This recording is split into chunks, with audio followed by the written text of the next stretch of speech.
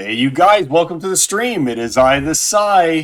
Hope you guys all had a good Halloween. I know that we had a good one down here in our household. Sorry I missed you guys last week, but hey, I just wasn't feeling it, I'll be honest. I'm not about to stream when I'm just like, not in the best of mood. I'm just doing it because I felt obligated to have to do it. That's the one beautiful thing about not being on Splinterlands TV. If I'm going to like just do low quality, low energy show, then I can go ahead and I can not do it.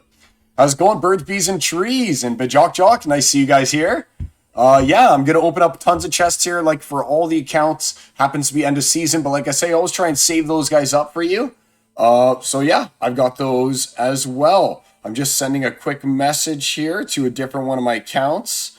Waiting to see if someone else pops in. Oh man, I have to do it the slow way here. Yeah, any of you guys go out for trick-or-treating or have any kids who went out trick-or-treating? I know it sounds weird coming from like grown adults and stuff like that, but maybe you guys did it. Maybe you had kids that you went out with. I'm trying to just find a quick picture here that I have of my kids trick-or-treating. I'm going to post that here quickly because they were super cute. Here we go. All right. Pop that on here. There we go. All right. So check this out. This is our family photo here. This is where we get opening stuff up of Halloween. There they are. There's the kids. We got Iron Man. We got Captain Marvel.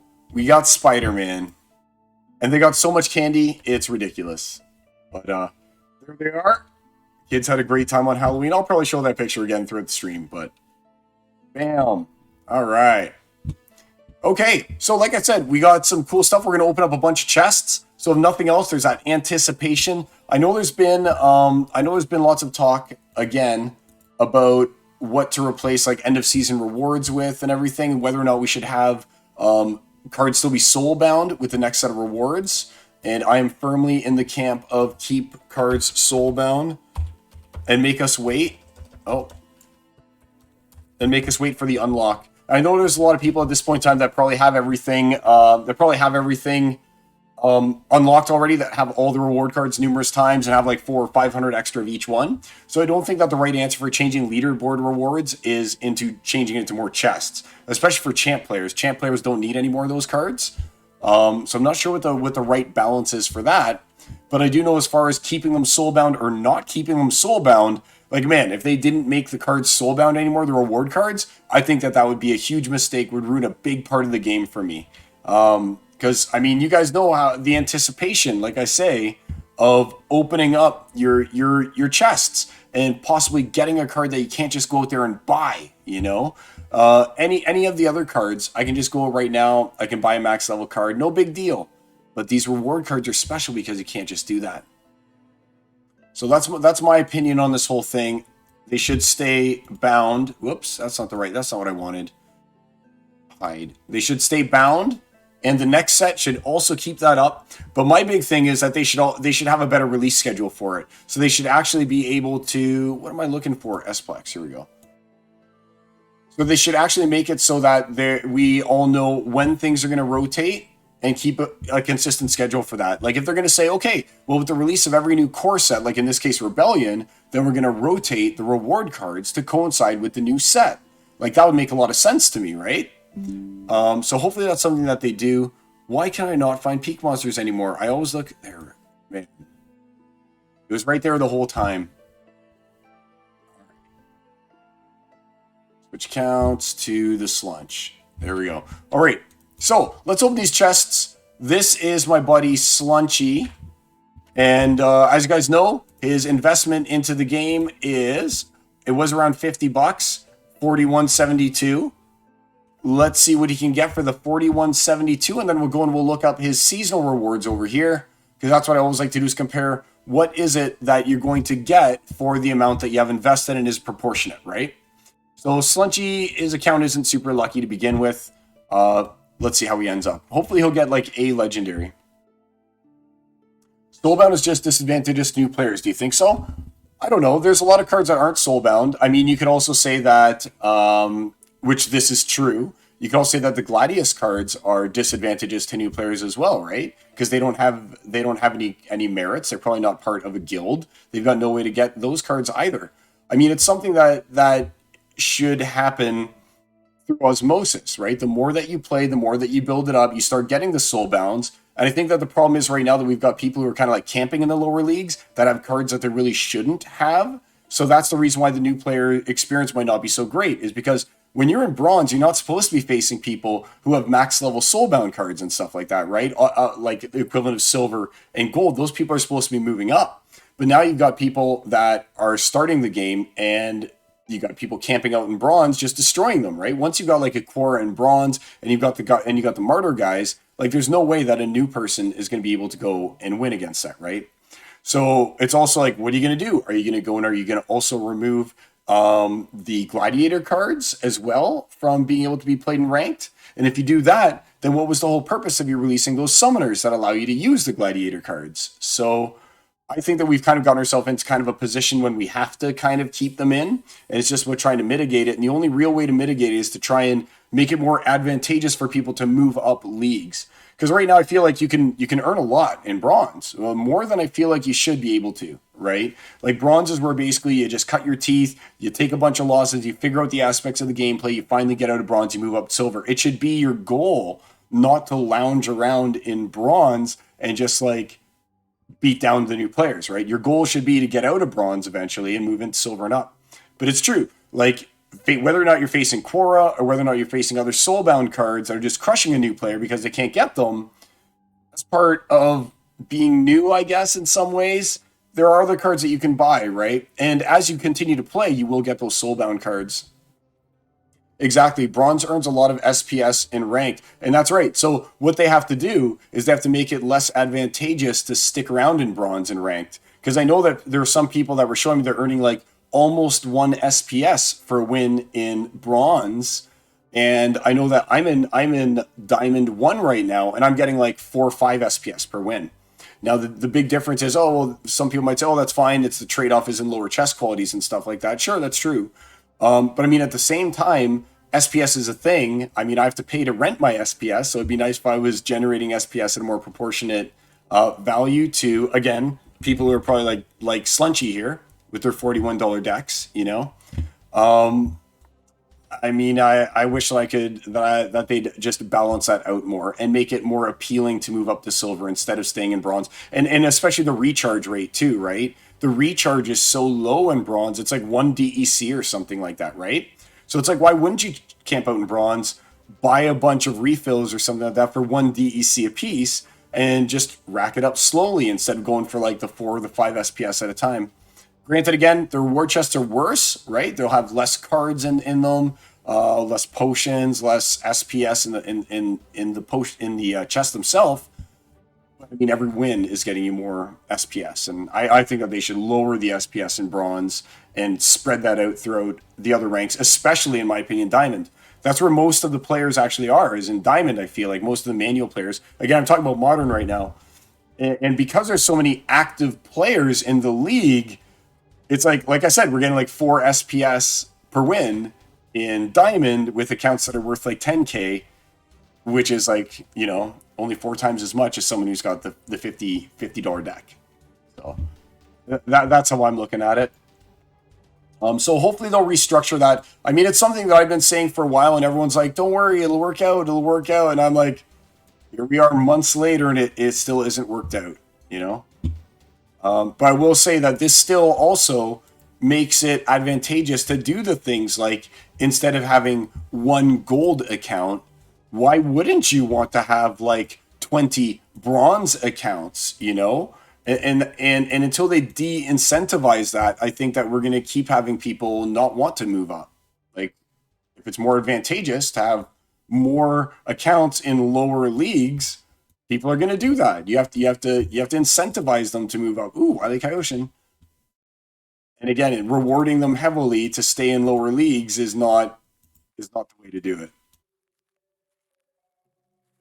There we go. So a nice gold Wily Coyote. I wonder what the value of these cards is going to be when they are unlocked, especially given the new unlock mechanism that they're doing when you have to burn DEC. in order to actually unlock the card.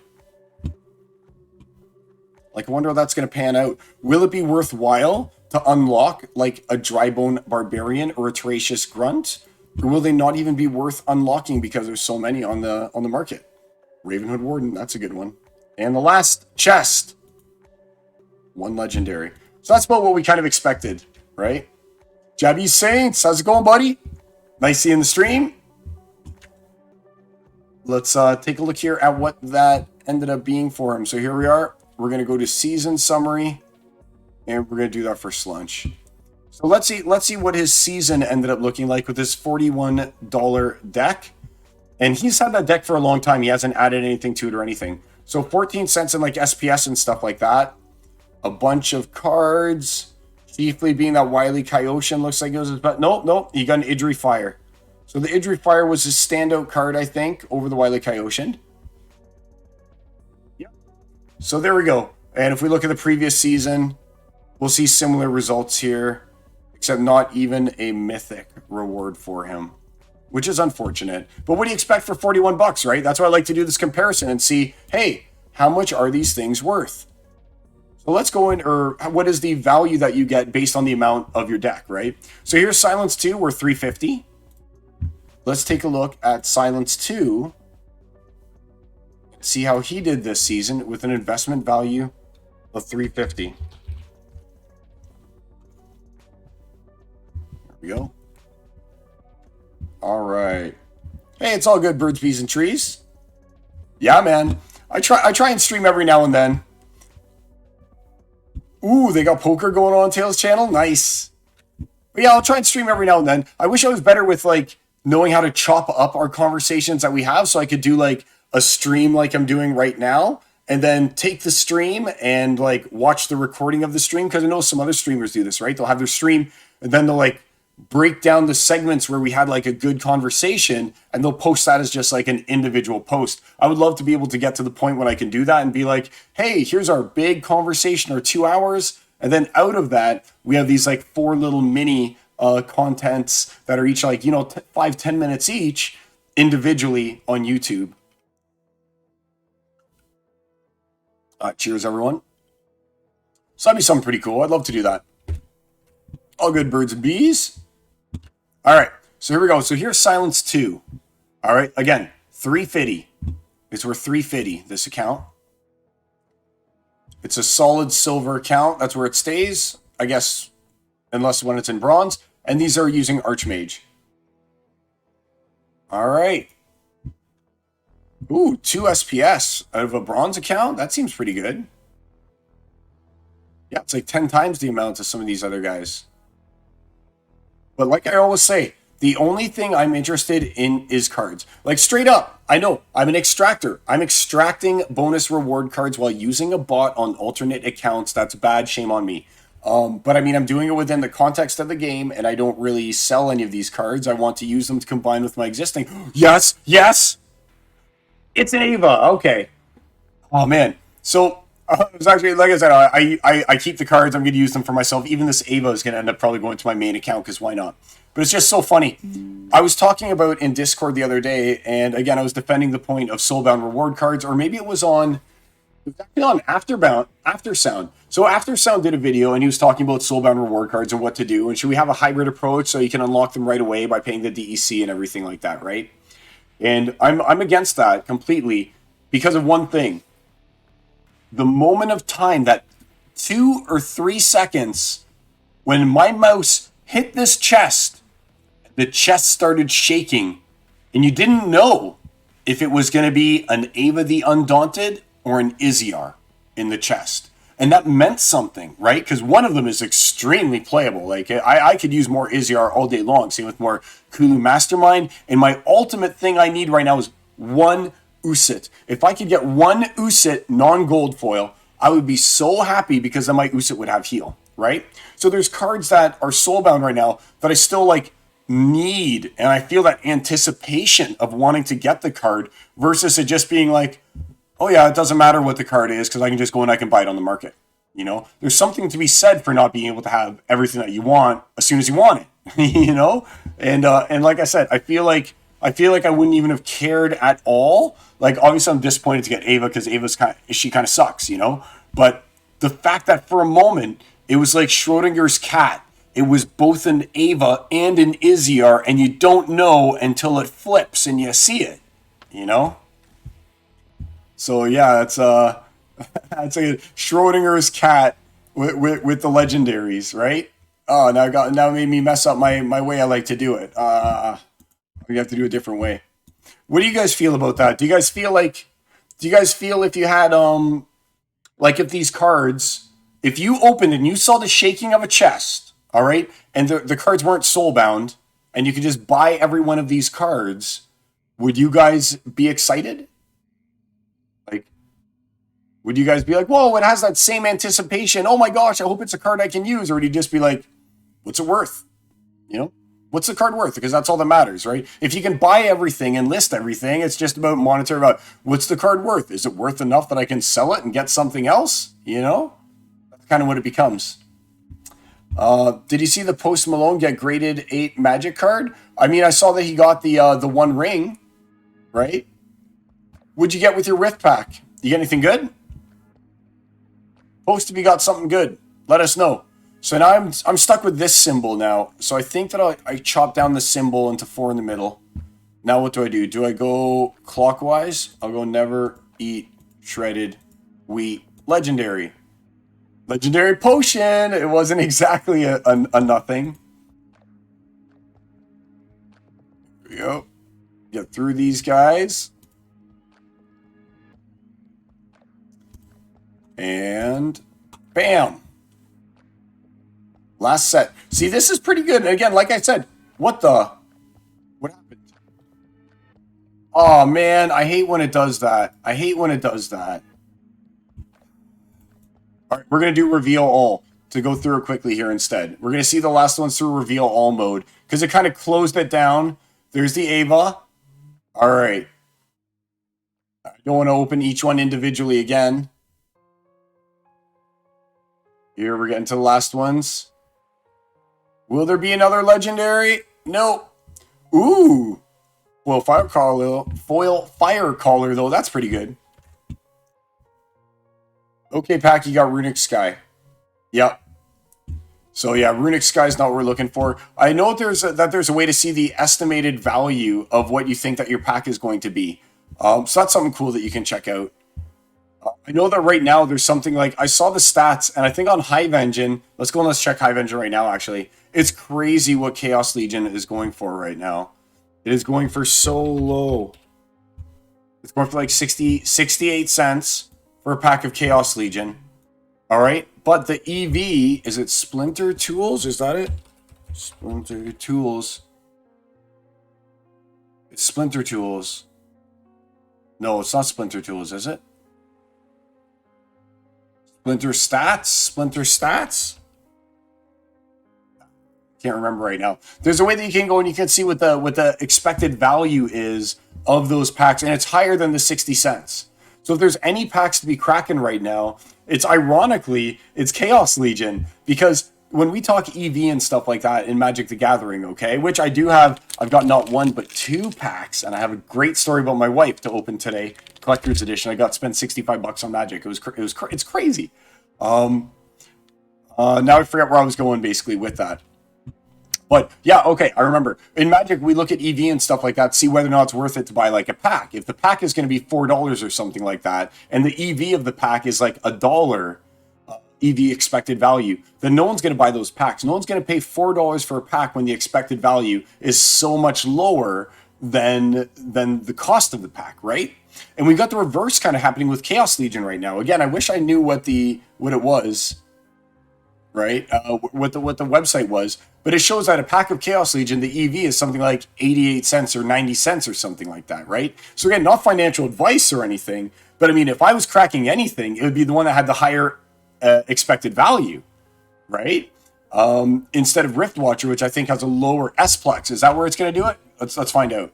S-Plex Tools, Chest EV by League, Season Lookup, Rift Pack Value, Chaos Pack Value. Okay, that's the one. You're right. It's all in S. S-Plex does everything. I don't know why I'm surprised. Okay. So here we go. So pack count with DEC, credits, summary cell. Man, I can't find it. Calculate. All right. So the Chaos Pack EV is 90 cents, right? So here we go. Chaos Pack EV is 90 cents, and its cost is only 68 cents. So that means theoretically, over the long term, that means each pack you generate, you theoretically, by the math, okay, everything's going to make 22 cents per pack right now, right? And it's not until these packs are worth 90 cents and the expected value is worth 90 cents, right, that this should really balance out. Until this point, like, I'm surprised that people aren't just like, I'll buy a bunch of Chaos Legion, I'll open the packs, and I'll just resell all the gold foil out of it and all the legendaries out of it and keep kind of the chafe or something like that. I don't know. But make my 22 cents per pack. So that's something important to look at. Meanwhile, let's see Rift Watchers, okay? So Rift Watchers, we'll see what its EV is.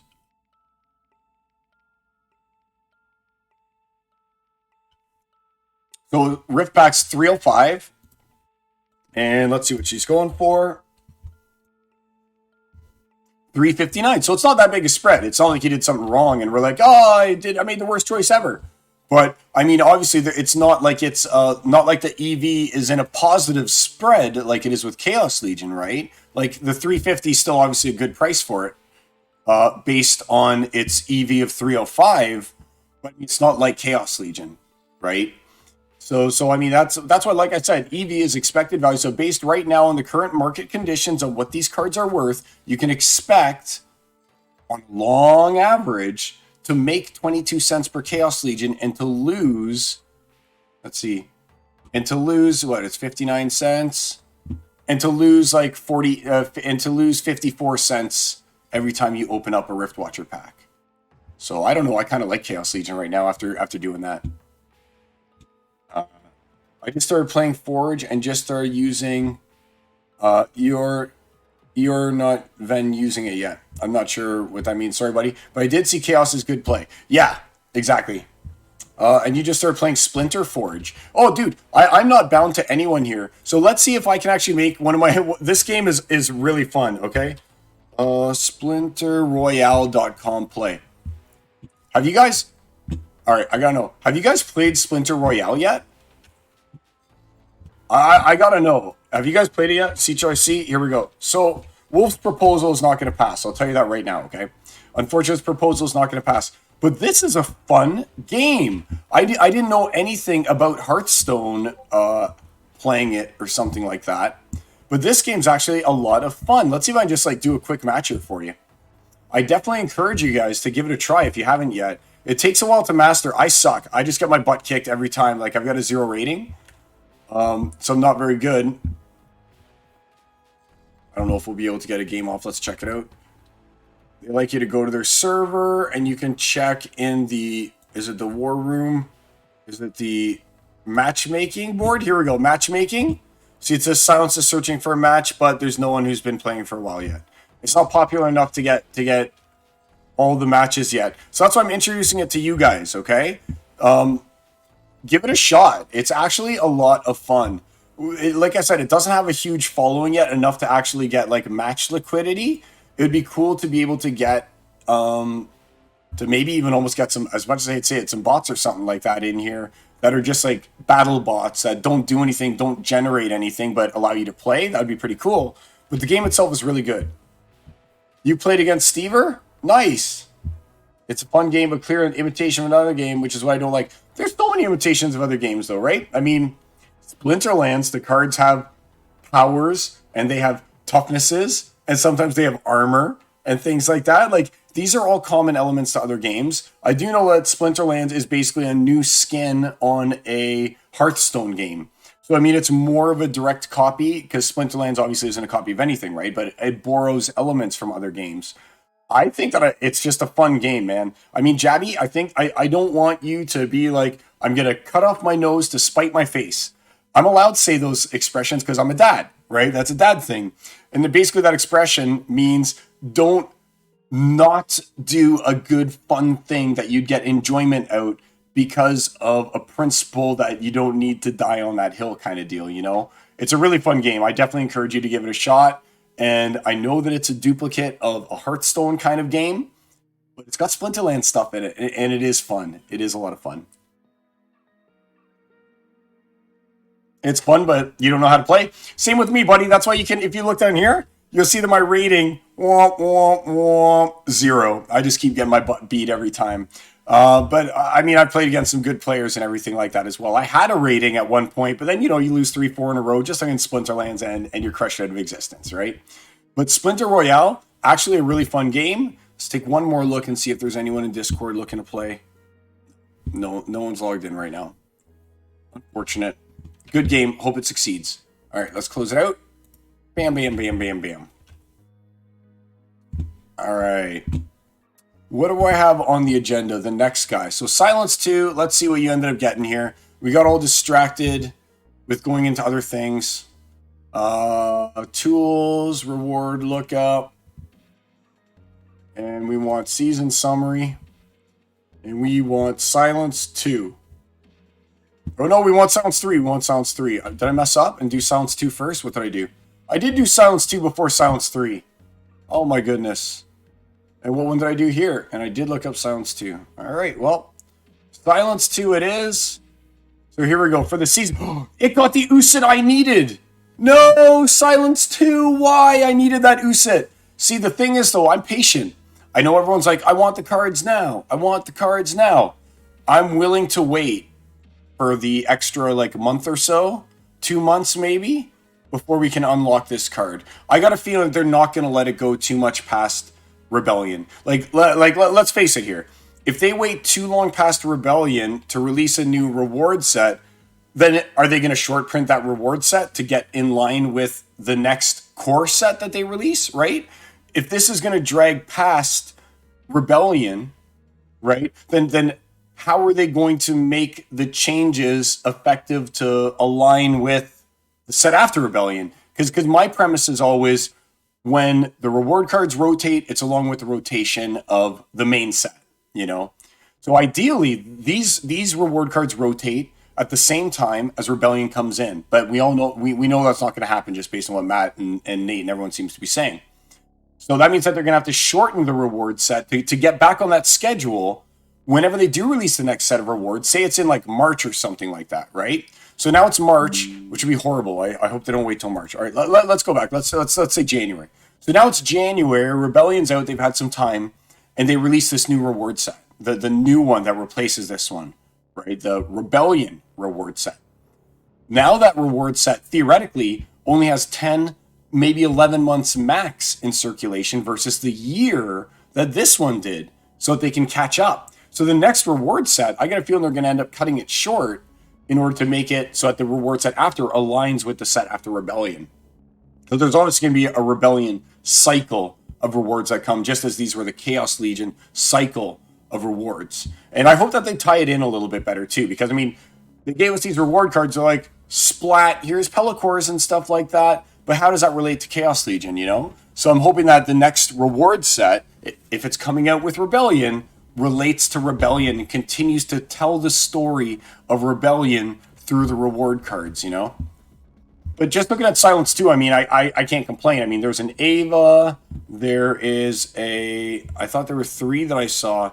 There's an Ava, there's an Usit, and there's a Phyrexian hero. So, I mean, that was good. That was good. All right. This guy named D. Rambo is a top player in Gold Soccer and said they've been rewarding gold foil coaches for tourney winners. That would be awesome. That would be something cool to reward people with for leaderboard maybe and things like that. I don't know. But like definitely we need to work more on our tournaments period and create more like desire and engagement. I have no desire to even play in the tournaments right now.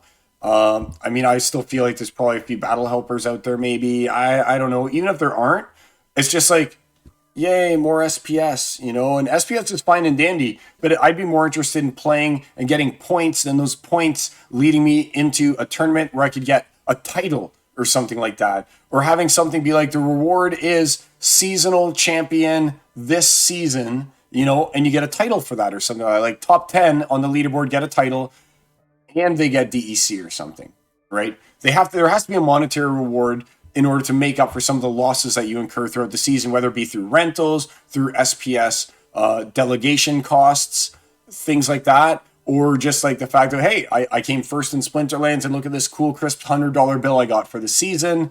I'm going to cash that out or something like that and go and buy myself a steak dinner. Like, that's important, right? So I also feel like if they were doing things like this in Splinterlands tournaments, that I'd be more inclined to go and enter them as well. Because, I mean, that's pretty cool that they're giving out gold foil coaches for tournament winners, right? And that's kind of the way that it is with most other TCGs when you think about it too. In Magic the Gathering, when I go in and I win tournaments, which I win, I'll be honest, guys, not to my own horn, but I only play limited tournaments now, which is when you get your sealed box and you open that up, and that's the only cards you can use. I play in limited tournaments when they're around. I do really, really well. And the cards that I get for winning are oftentimes reward cards that you can only get for winning that tournament. Like, it'll be a special foil version of a card. You could even do skins. You could even be like, your reward for this leaderboard is these new skins for this legendary and a title and some, I don't know. People say don't reward with SPS, but I mean, at the same time, whether or not you reward with DEC or SPS, at least if you reward with SPS, they have to burn the SPS to get the DEC out of it, you know? So I don't know what the solution is for that. But as far as like seeing that they're giving out gold foil coaches for tournament winners, that's pretty awesome. And I hope that we can do something like that too, to add a little bit of extra spice to the tournaments, even if it's packs. I mean, I would go and I would get Rebellion packs for sure. Especially considering that the packs, even if you open them, you can stake the cards into those wheelbarrows or whatever they're called, like the war wagons or whatever, and get airdrop cards with them. So it's not like getting Rebellion cards as a prize is a bad thing throughout at least the period of time when airdrop rewards are available, right? Because you're going to want to fill your battle wagons as tight as you can. All right, so there we go. So Silence 2 did okay. Let's get out of Silence 2 now. Let's go into Silence 3. Silence 3. And let's see what his story is. The story of Silence 3. Switch account. Silence 3.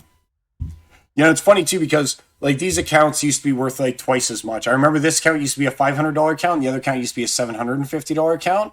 So you can see that the price is going down. But at the same time, it doesn't account for reward cards, right? So a lot of this declining value of cards, or when we're looking at our account and we're like, oh, it was worth 500, now it's worth 288. None of that accounts for the reward cards, right? The soulbound reward cards. So I'm wondering what that's going to do to the value of these accounts once there's a value associated with the reward cards. Are we going to suddenly log in one day when the reward cards are unsoulbound and are on the market and be like, oh, I went from 288 back up to the 500? You know, that'd be interesting if that's the case that it was. Then it's almost like it's almost like you've had account value going down on one side, but going up on the other side, and you don't get to see the results of that transaction until the reward cards are released. All right. Sorry for typing with one hand there for a second, moving stuff around. But yeah, that was my exact point. They should do that on Splinter. Yeah, absolutely. Make winning a tournament special. You know, and I think a title might be the way to go. Something like a title for like every month or something like that, or quarterly. Title would be awesome. All right, so Splinterlands, you've been invited to join the Omega Ultra Guild. Wow, all right. Sure. Oh, what do you think, guys? Should I join this guild with my bot account? Ale Palace, nice to see you, buddy. Thanks for chatting with us. Glad to have you in the stream. Should my bot account join this guild? I don't know. I'm debating it. I really don't want to. I'm going to hide this. If I was going to join any guild, it would be Cardinals with my bots. I think that's what I bought it with. Is just Cardinals. All right, let's claim these silvers. What do we got here? We got account value 288. And let's see what that 288 gets for us. Yeah, we're title. Oh, man, I hate when it does that. I hate that. I hate it so much. All right. Come on. You have to be, like, so careful pulling it down. It's really annoying. Go. All right, let's get some good silver here. Bop, bop, bop, baloo, bop. Boo, boo, boo, boo, boo. Let's see if silence. Let's see which one of these two silence accounts is doing better. Two of my extractor accounts. Because I don't own the Slunchy account. I obviously don't own Machine's account. But these two are mine. Silence 2 and Silence 3 are my build up those Soulbound reward cards in any way that you can accounts. All right, not bad. I've got my Dumaki Orc maxed now. In my main account, I have a max level Dumaki Orc. And he's so good. I'm glad to have him as part of the team. Glad to have him as part of the team. Come on. One Soulbound reward card, legendary. Get me a legendary. That'd be awesome. All these chests, one legendary. Will Gobson Bobber, love it. I'm going to have to start combining the Dumaki Orcs on these alt accounts here. Come on, give me something good. One legendary, please? Nothing. It was like, take your bot hands off of these legendaries. These are only for real players today. Aw, man, that sucked. All right, but let's see what it looks like. Maybe he got something, or he, I guess it's a masculine account. Maybe he got something good. So let's see, Silence 3.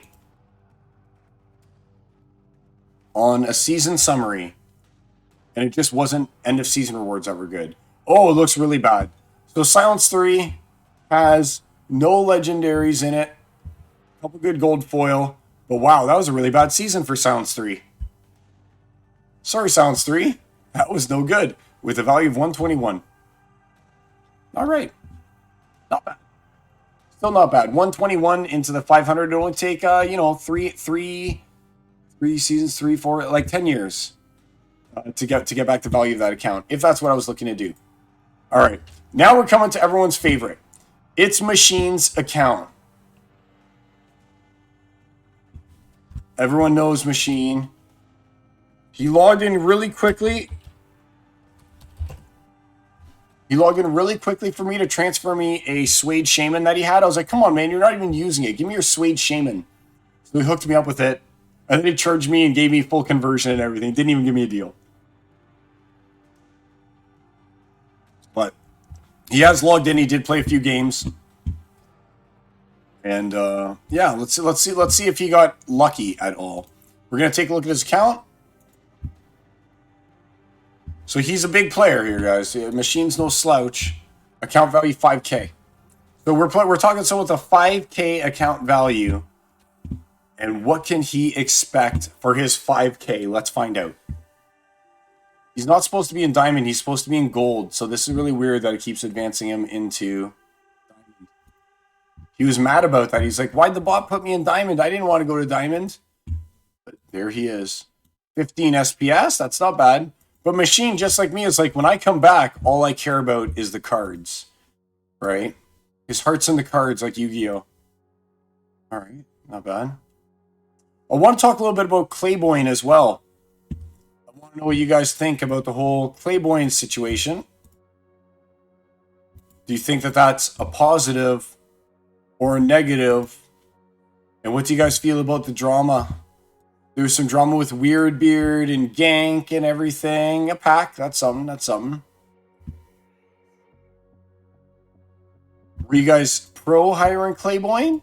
Or were you anti hiring Clayboyne? Personally, I was pro hiring Clayboyne, right? I think that just based on the way that he portrayed himself within Discord, if nothing else, I mean, the guy had to go through a literal inquisition by us for like 2 weeks before he even got that job. More than 2 weeks, right? It was just crazy. Just crazy what he had to deal with to be able to even get the job. I mean, imagine if that was the way that other jobs interviewed, right? Hey, we're going to set you in, you ripe, delicious, juicy piece of meat. We're going to throw you into Discord to the hounds where they'll insult you personally. They'll ask questions about you never thought you'd have to answer. It's just good for him. Good for him. I'm pretty sure that it passed, right?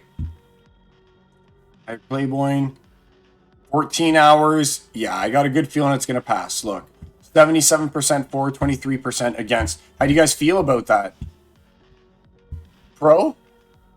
Suede Shaman, yeah. Deathical, nice to see you in the chat. And your fifth card was a Sunday Shaman. He's good at max level. He's good. He gets rust and everything, right? And they don't call him the Quora Killer for no reason. I mean, he is the Quora Killer, right? So see, I'm a little sad that Splinter Royale isn't doing it. I almost wonder though. I would put it by him if he was just like, you know what? I'm just gonna pay 100 DEC. I'm gonna make a proposal, and if nothing else, this proposal is strictly advertising. It's the cheapest advertising you can possibly get to reach your target demographic. You can have a whole discussion about Splinter Royale over a post, and all it costs you is 100,000 DEC, which is like $100, right? So for $100, your new game can get tons and tons of exposure on the main Splinterlands site. Even if it doesn't pass, we all know about Splinter Royale now, you know? So was that even his purpose? Did he even think it was going to pass? It was just to get the word out. Suddenly there's a proposal.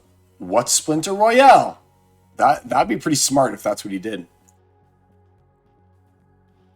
And I can see him doing something like that too, right? That'd be pretty smart. You know, someone said that, and I thought it was really smart and pointed. No other job would have had that. Exactly. And I mean, other people have said this too. It's not like he's just some chump, you know? It's not like he's some chump that's just like, hey, I've got no skills whatsoever. I can't talk to people. Like, I'm going out to flip burgers if it's not for this Dow job. Like, I mean, the things that he knows, you think that another company out there wouldn't be like, oh, Splinterlands didn't want you? We'll gladly scoop you up with all this experience that you have. And now you also have Splinterlands on your resume as having been an employee there, you know? So, I mean, to even just like think about it in that way is just like he's the right guy for it. Like, whenever we train someone at my old job that I had, whenever we trained something, for them to even become even somewhat competent at their job, easy 3 months, right? Easy. Like if they're decent, maybe a month, you know. But before you're really good and you're like nailing it, it's probably like 2-3 months before you're actually good at it. And here we've got Clay who already knows everything. That on its own is worth 3 months. Like there's no one who's got to hold his hand and babysit him and wipe his little tushy or anything like that, right? In order for him to start doing the job, he already knows what he has to do. And the value in that alone is worth like 3 months worth of pay, basically, right? Because he already knows the position. There's no training involved. I don't know if people talk about that or not, but I mean, I certainly think that it's valuable to have the guy who's already known and trusted and can do the job immediately into the position instead of training someone else. I don't know. Seems like the right thing to me. All right, so let's get in here. Let's see. So who is this? We're still in Machine's account. Let's see the season summary for Machine.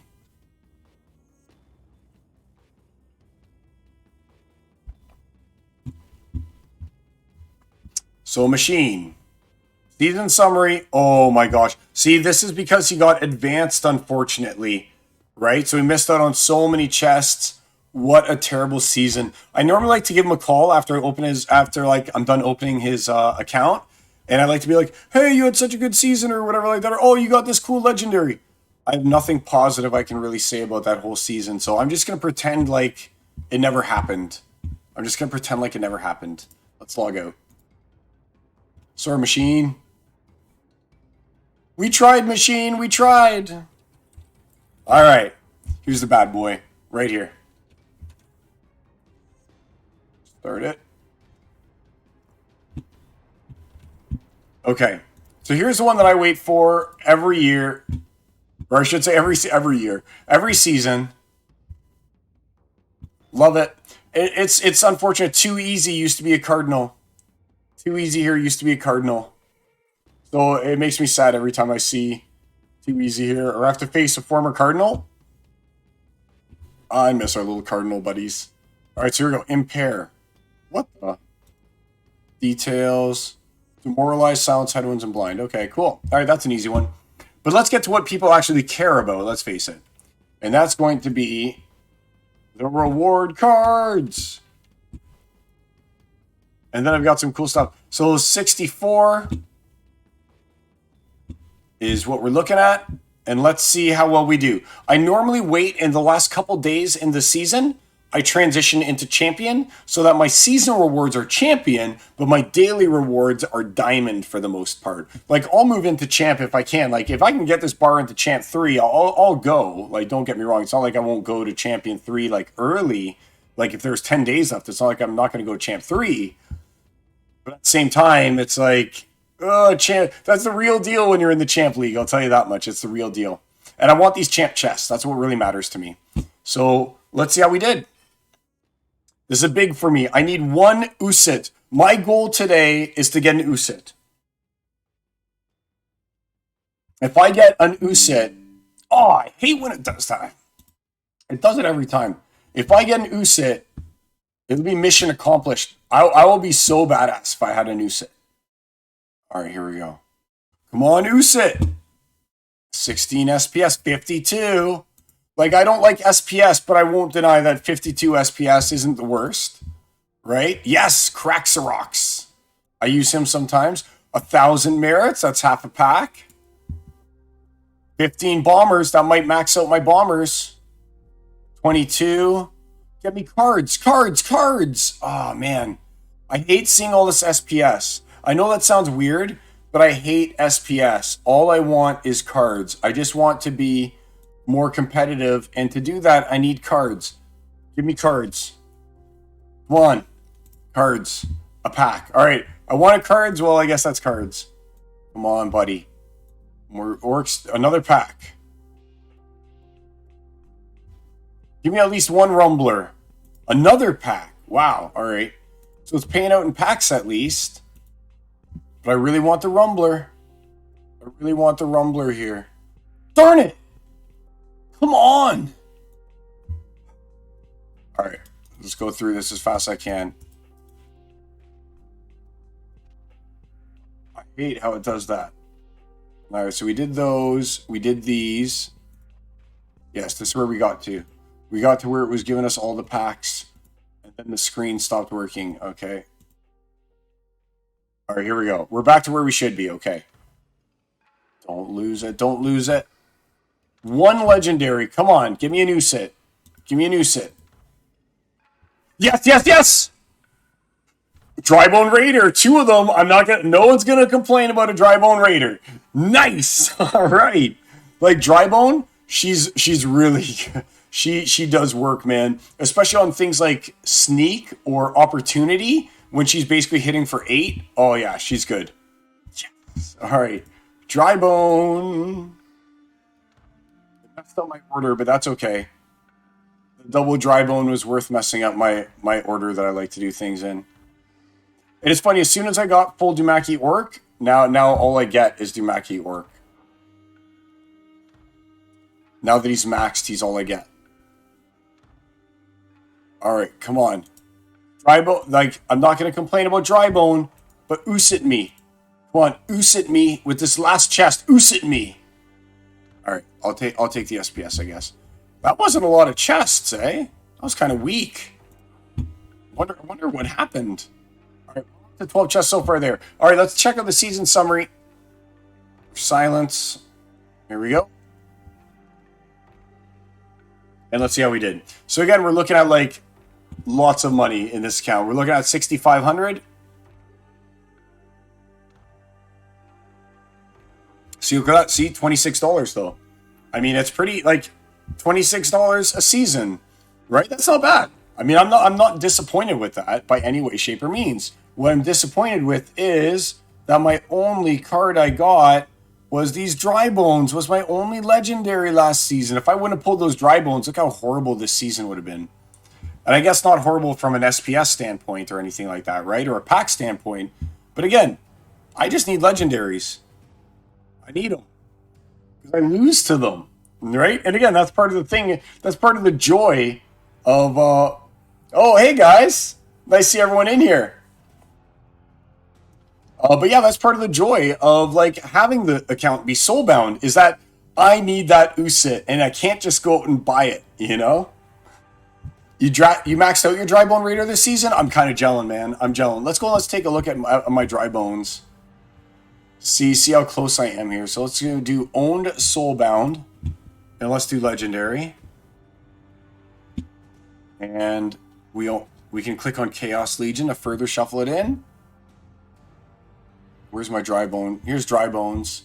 See, but my dry bone is looking right here. So I've got this as my primary dry bone. So I'm not combining these guys yet. I'm not going to combine them until I get one of these higher, right? Until I can get a 4-star dry bone, there's no point in me even putting those guys together. I'll just leave them as 1 BCXs. That way, if they are released, then I can unsoulbind these, and I can possibly sell them. I can get the cards I'm missing, right? Or, more likely, I might end up selling the gold foil version. Or maybe, you know what I do? Maybe I put this gold foil Drybone Raider on lands for me, because she's going to have good PP. Maybe I put her on land, and I'd use these other guys here, combine them, and buy the 2 or the couple that I'm missing, if she's cheap enough to get her up to here. Because, I mean, man, a maxed out Drybone Raider, that does 10 damage. Like, that's 10 damage per attack round, with her only downfall being her low speed, right? Because you got 3 plus 3 plus 2 plus 2. And it's got the shatter and everything. Like, that card is really good. That card's good. I don't think we need to talk about how good a Drybone Raider is, right? Hope you got some good. Yes. Cable. And Ime. Nice. You came in here with the raid. Thanks, buddy. Birds, Bees, and Trees. I had the worst season ever. 8 diamond chests, and I played a lot. I'm lacking SPS staked. Worst rewards ever. Yeah, man. I'll be honest. I have to pay every season 9,000 DEC into just SPS rentals. So again, it's not like my awesome extracting is free either, because when we're looking at my SPS and stuff like that, ooh, I should claim it. I keep forgetting to claim it. Look at all this SPS I've built up. Is this like 3,000 SPS or something that I just have like just chilling? I think I got like 3,000 SPS just chilling here right now. Is that really? I do. Oh man. All right. I'm so dumb. All right. Let's claim all. Or do I claim this first? Who knows? I'll just click claim all and see what happens. I always forget, because I used to have the bots would just do it for me. The bots would claim it for me. I wouldn't have to claim it on my own. But now I do. I got to claim it on my own. I always forget.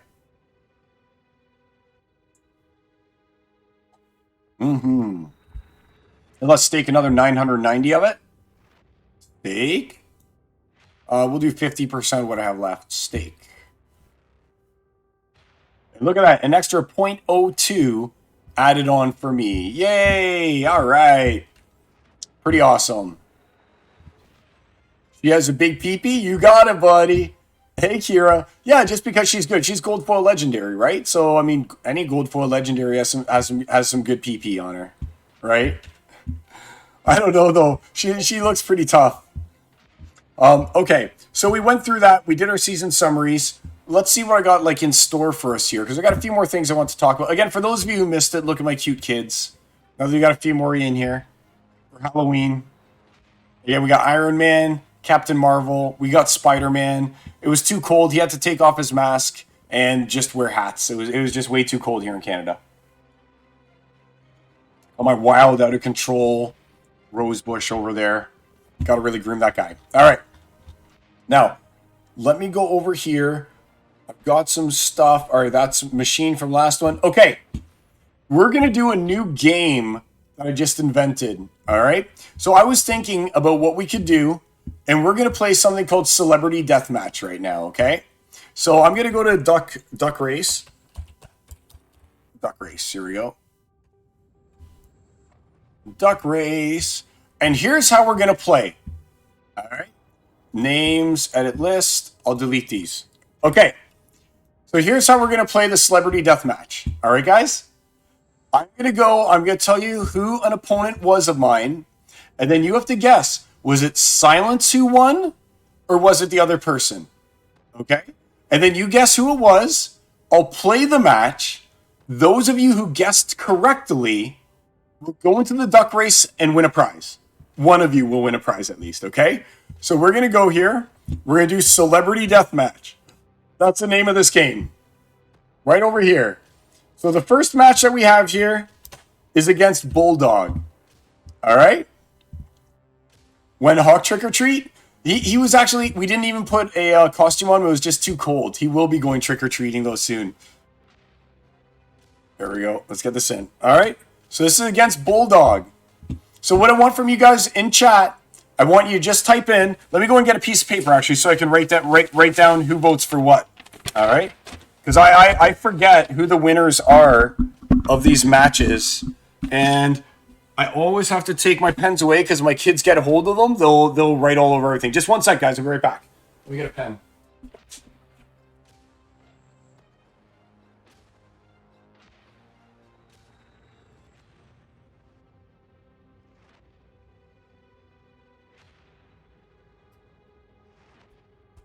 All right. Pokemon. Gotta catch them all. Gotta catch them all. Gotta catch them all. Gotta catch them all. Yep. That's right. You got it, buddy. So we're gonna be playing Celebrity Deathmatch here. I know it's just a couple of you guys here, right? So I mean, there's not a ton of you, which means that there's gonna be good odds, and I'll give away the epics. Okay, we'll do the epics. We'll go from lowest worthless epic to least worthless epic. All right, so we'll start with a lava launcher. Will be our first thing, and then we'll move on from there to the next reward would be Tide Biter, for instance, right? And then we'll go on and we'll do. Oh, there is no reward, so we'll probably do a Hunter Jarks or something, or Jin Renova, I guess. You get the idea. So we're gonna give away epics and stuff like that to the people who get it. Get that piece of paper. All right. So what do we guess if D1 versus Bulldog? That's right. Okay. So here's what we do. It's Psy against Bulldog. I want you guys to say in the chat who you think won. Get your vote in. All right. Was it Psy or was it Bulldog? And I'm writing it down. I got your little notes here. Psy against Bulldog. All right. Lay it on me, guys, right now. So was it Silence who won or was it Bulldog who won in the Silence versus Bulldog match? Give me your answers. Psy, and you can do, I guess I should say, it can be Silence, it can be Bulldog, or it can be a draw. Okay, I mean, I may as well throw that out there. It could be a draw. Maybe I'm trying to trick everyone and no one gets anything. You guys are all thinking it's me? Oh, that's so cute. All right. All right, so we got Ime, who's with Psy. We got CS Cable.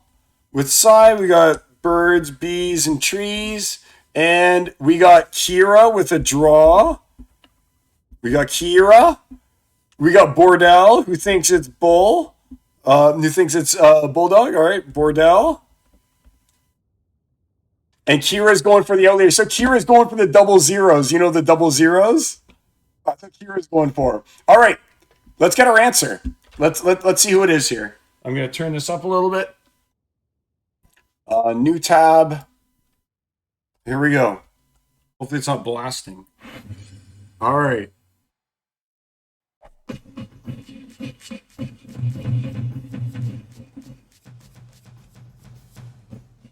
Rumble. Fly against Bulldog.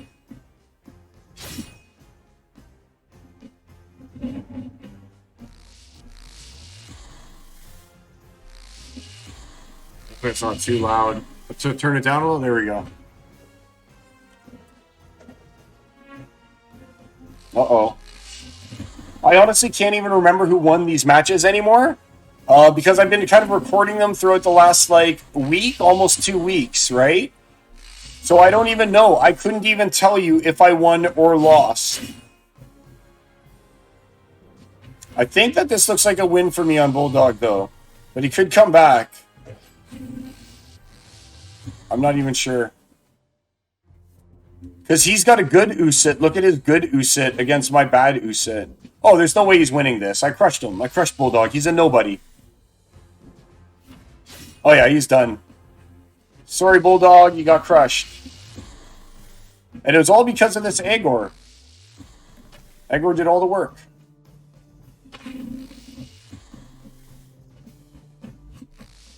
Come on.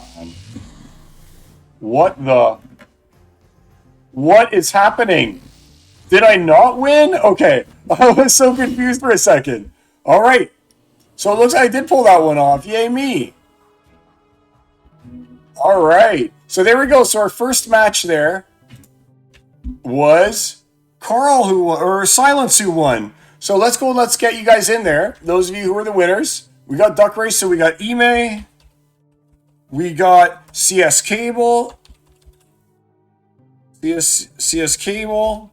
And we got Birds, Bees. And we got Birds, Bees, and Trees.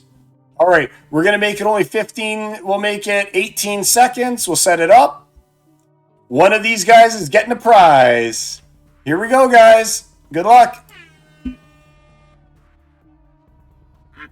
Who's it going to be?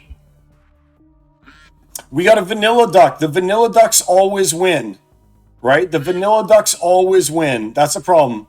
Oh, I said always. So CS Cable. CS Cable. Congrats. CS Cable. Give me your IGN in there, CS Cable. Send me your true IGN.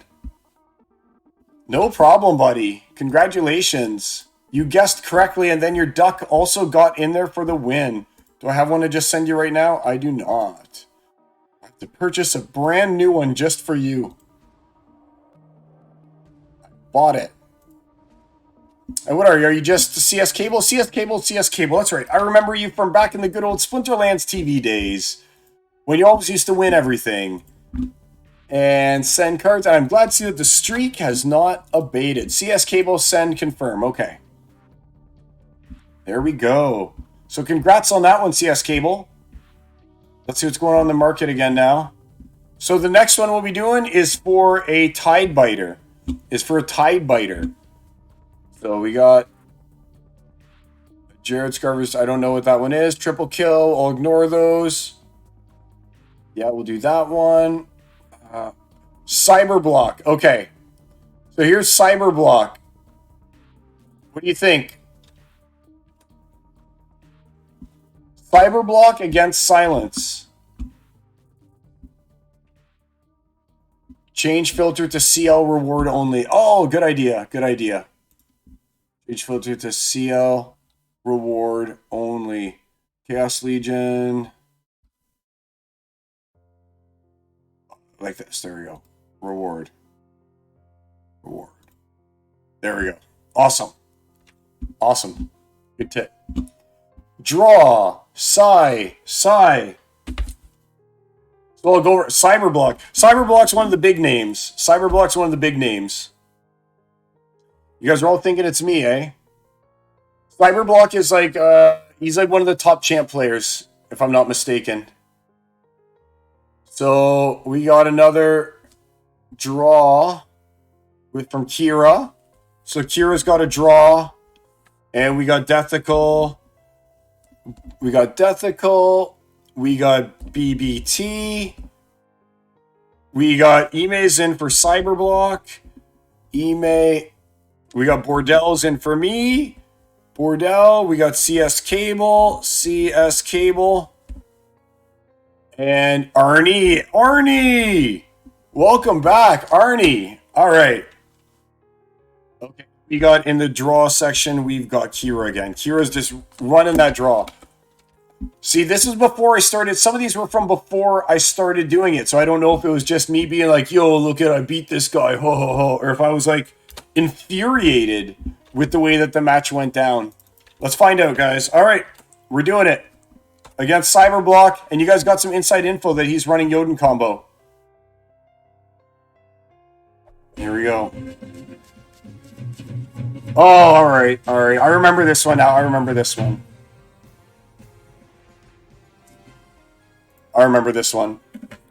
Look at how even like our teams are matched up, right? But I had a very fast speed. Uh-oh. The great thing about Jotun, the thing I love most about Jotun is the fact that his scatter shot gets him around things like Magnor, right? Whoa.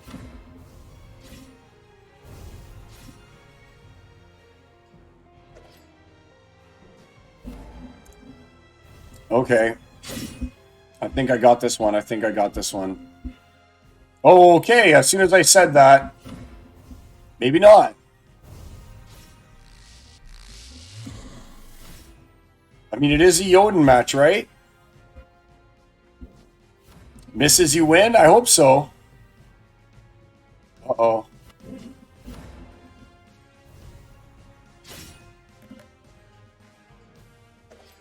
Oh, that was the hit that I needed right there. I needed that explosion. Now I think it's over. I think I did win this one too. All right. Take that, Jotun. I wonder how many points he lost in this battle. So I guess that the answer for this week is just, yeah, he lost a lot of... Oh, man, I just had a high rating. Okay, another win. Okay.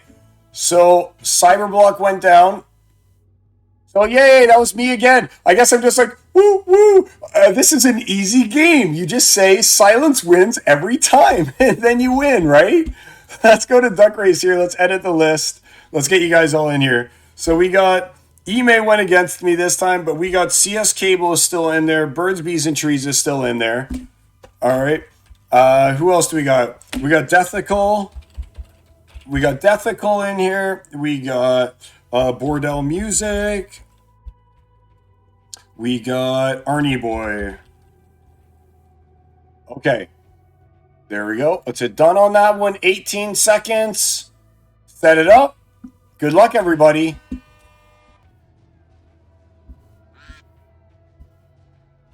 It would be great if it was just a Cy-Win stream. I kind of want to make that happen. Again, I'm not sure what the results were of some of these, because some of them I just posted because I was just like, man, this is just a really good battle. It's Birds, Bees, and Trees.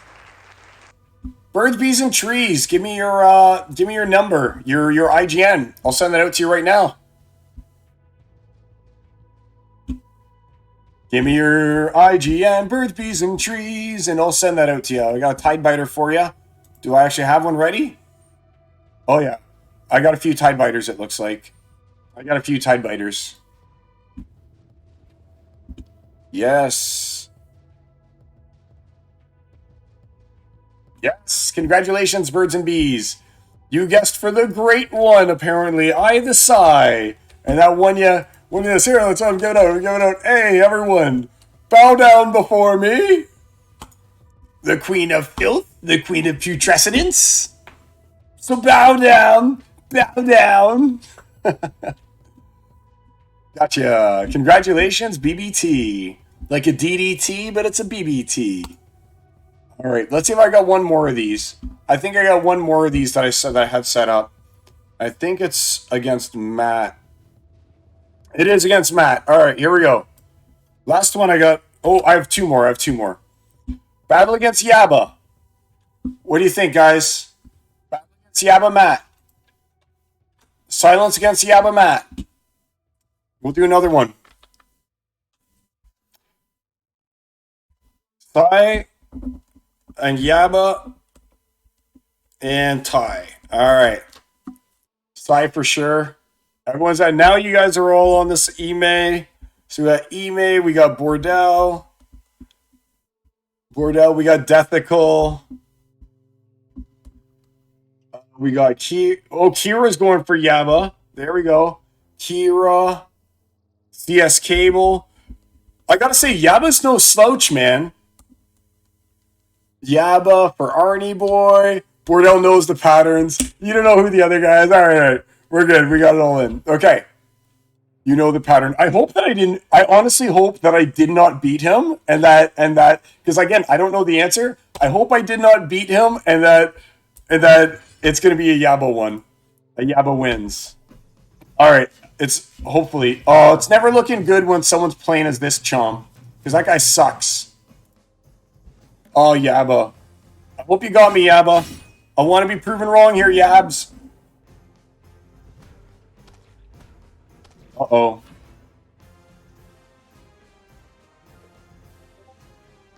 Come on, Yaba. Beat me, Yaba. I want to lose. Oh, no. There's no way I'm losing this one. Again, you guys know the pattern, I guess. It's just me beating people down all day long. Beating down your favorite friends. Yeah, he has no chance at all. I'll just skip to results. I'll just skip to results and give you guys a prize.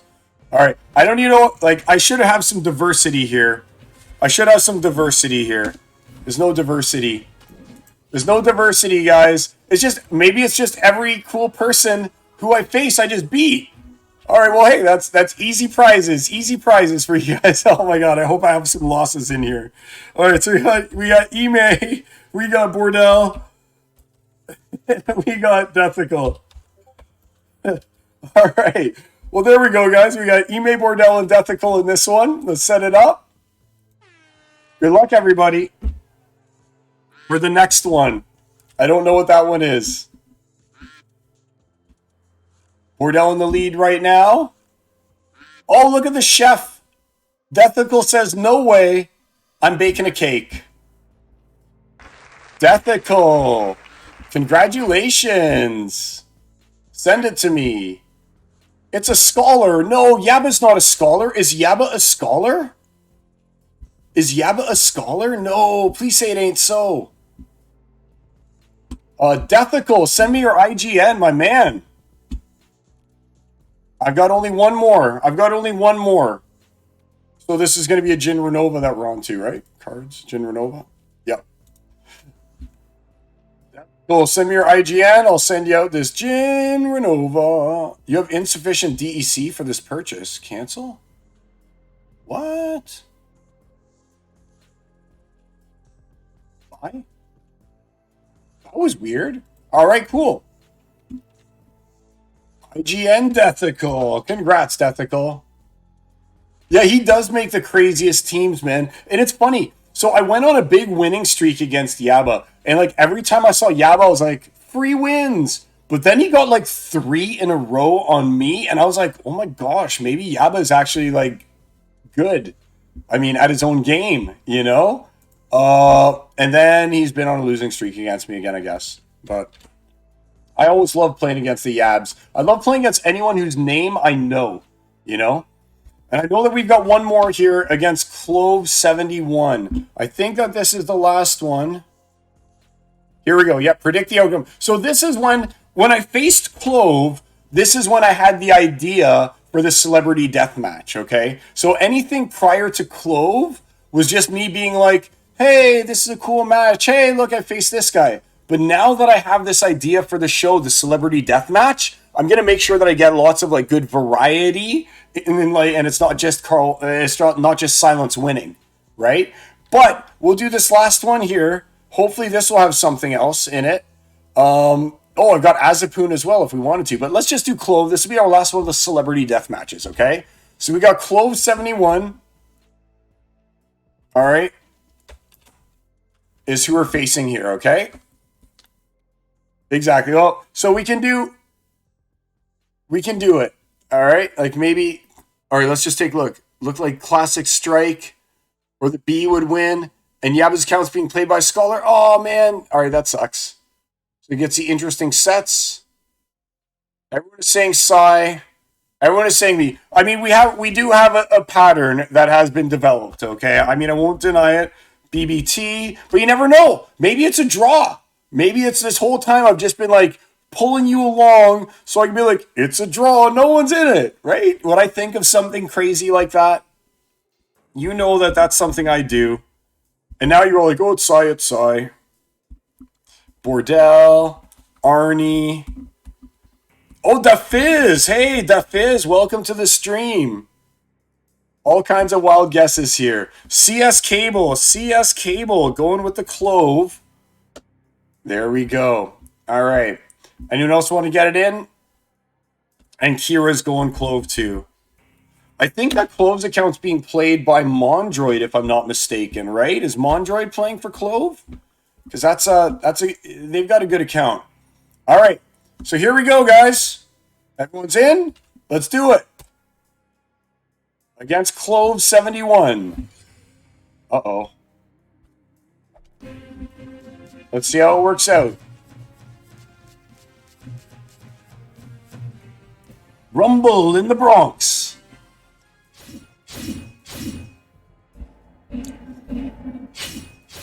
I don't like this card. I don't like Dragon Spirit. I guess it only costs... Oh, wait a minute. It only costs 3? Oh my god, it only costs 3. That is crazy. Man, Untamed cards are so strong. There goes my shields. Uh-oh.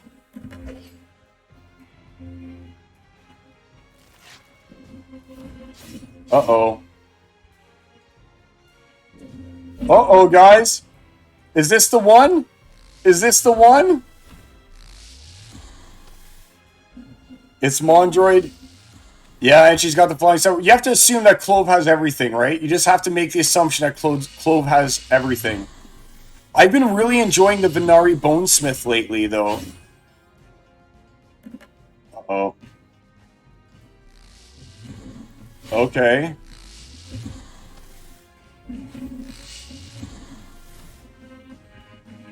Seven. Here we go.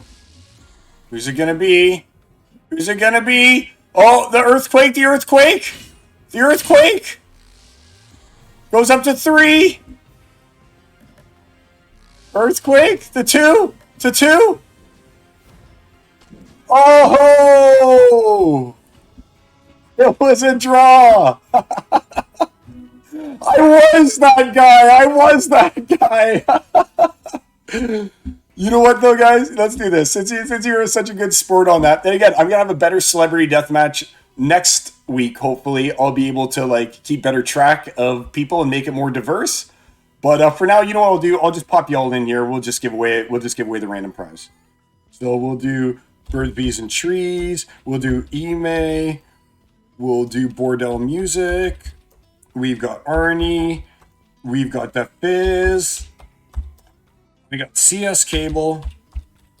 And we got Kira. All right. Let's put one of these together for all you guys. Set it up. And we're going for Jin Renova. Who is it this time? Own Soulbound. That's not what I wanted. On Market. Revealer. Let's see if I have one. Yeah, I got one to give out. All right, here we go. Good luck, everybody. Who's going to get this juicy revealer? Exactly. I thought for sure Kira was going to say that it was a that it was a draw. Walk the grid. How's it going, buddy? It's the Fizz. Congrats, the Fizz. All right. Send me your IGN, the Fizz. Yeah, walk the grid. You just missed the celebrity death match. I'm glad you're doing well. Hook me up, the Fizz. Is the Fizz the Fizz? Give me the IGN. We'll pop that guy over to you. I think you are the Fizz, right? Yeah, the Fizz is the Fizz. Congrats, buddy. Send. Confirmed. We'll probably get interactive and do a few challenges here in a little bit, but I don't want to forget to open these Gladius cases. Now, I've been pretty fortunate. I mean, I forgot last week I wasn't able to stream, right? But I got 15 Gladius cases to open at this point. So, I mean, that seems pretty good. I should probably do that so my Gladiator teams aren't junky.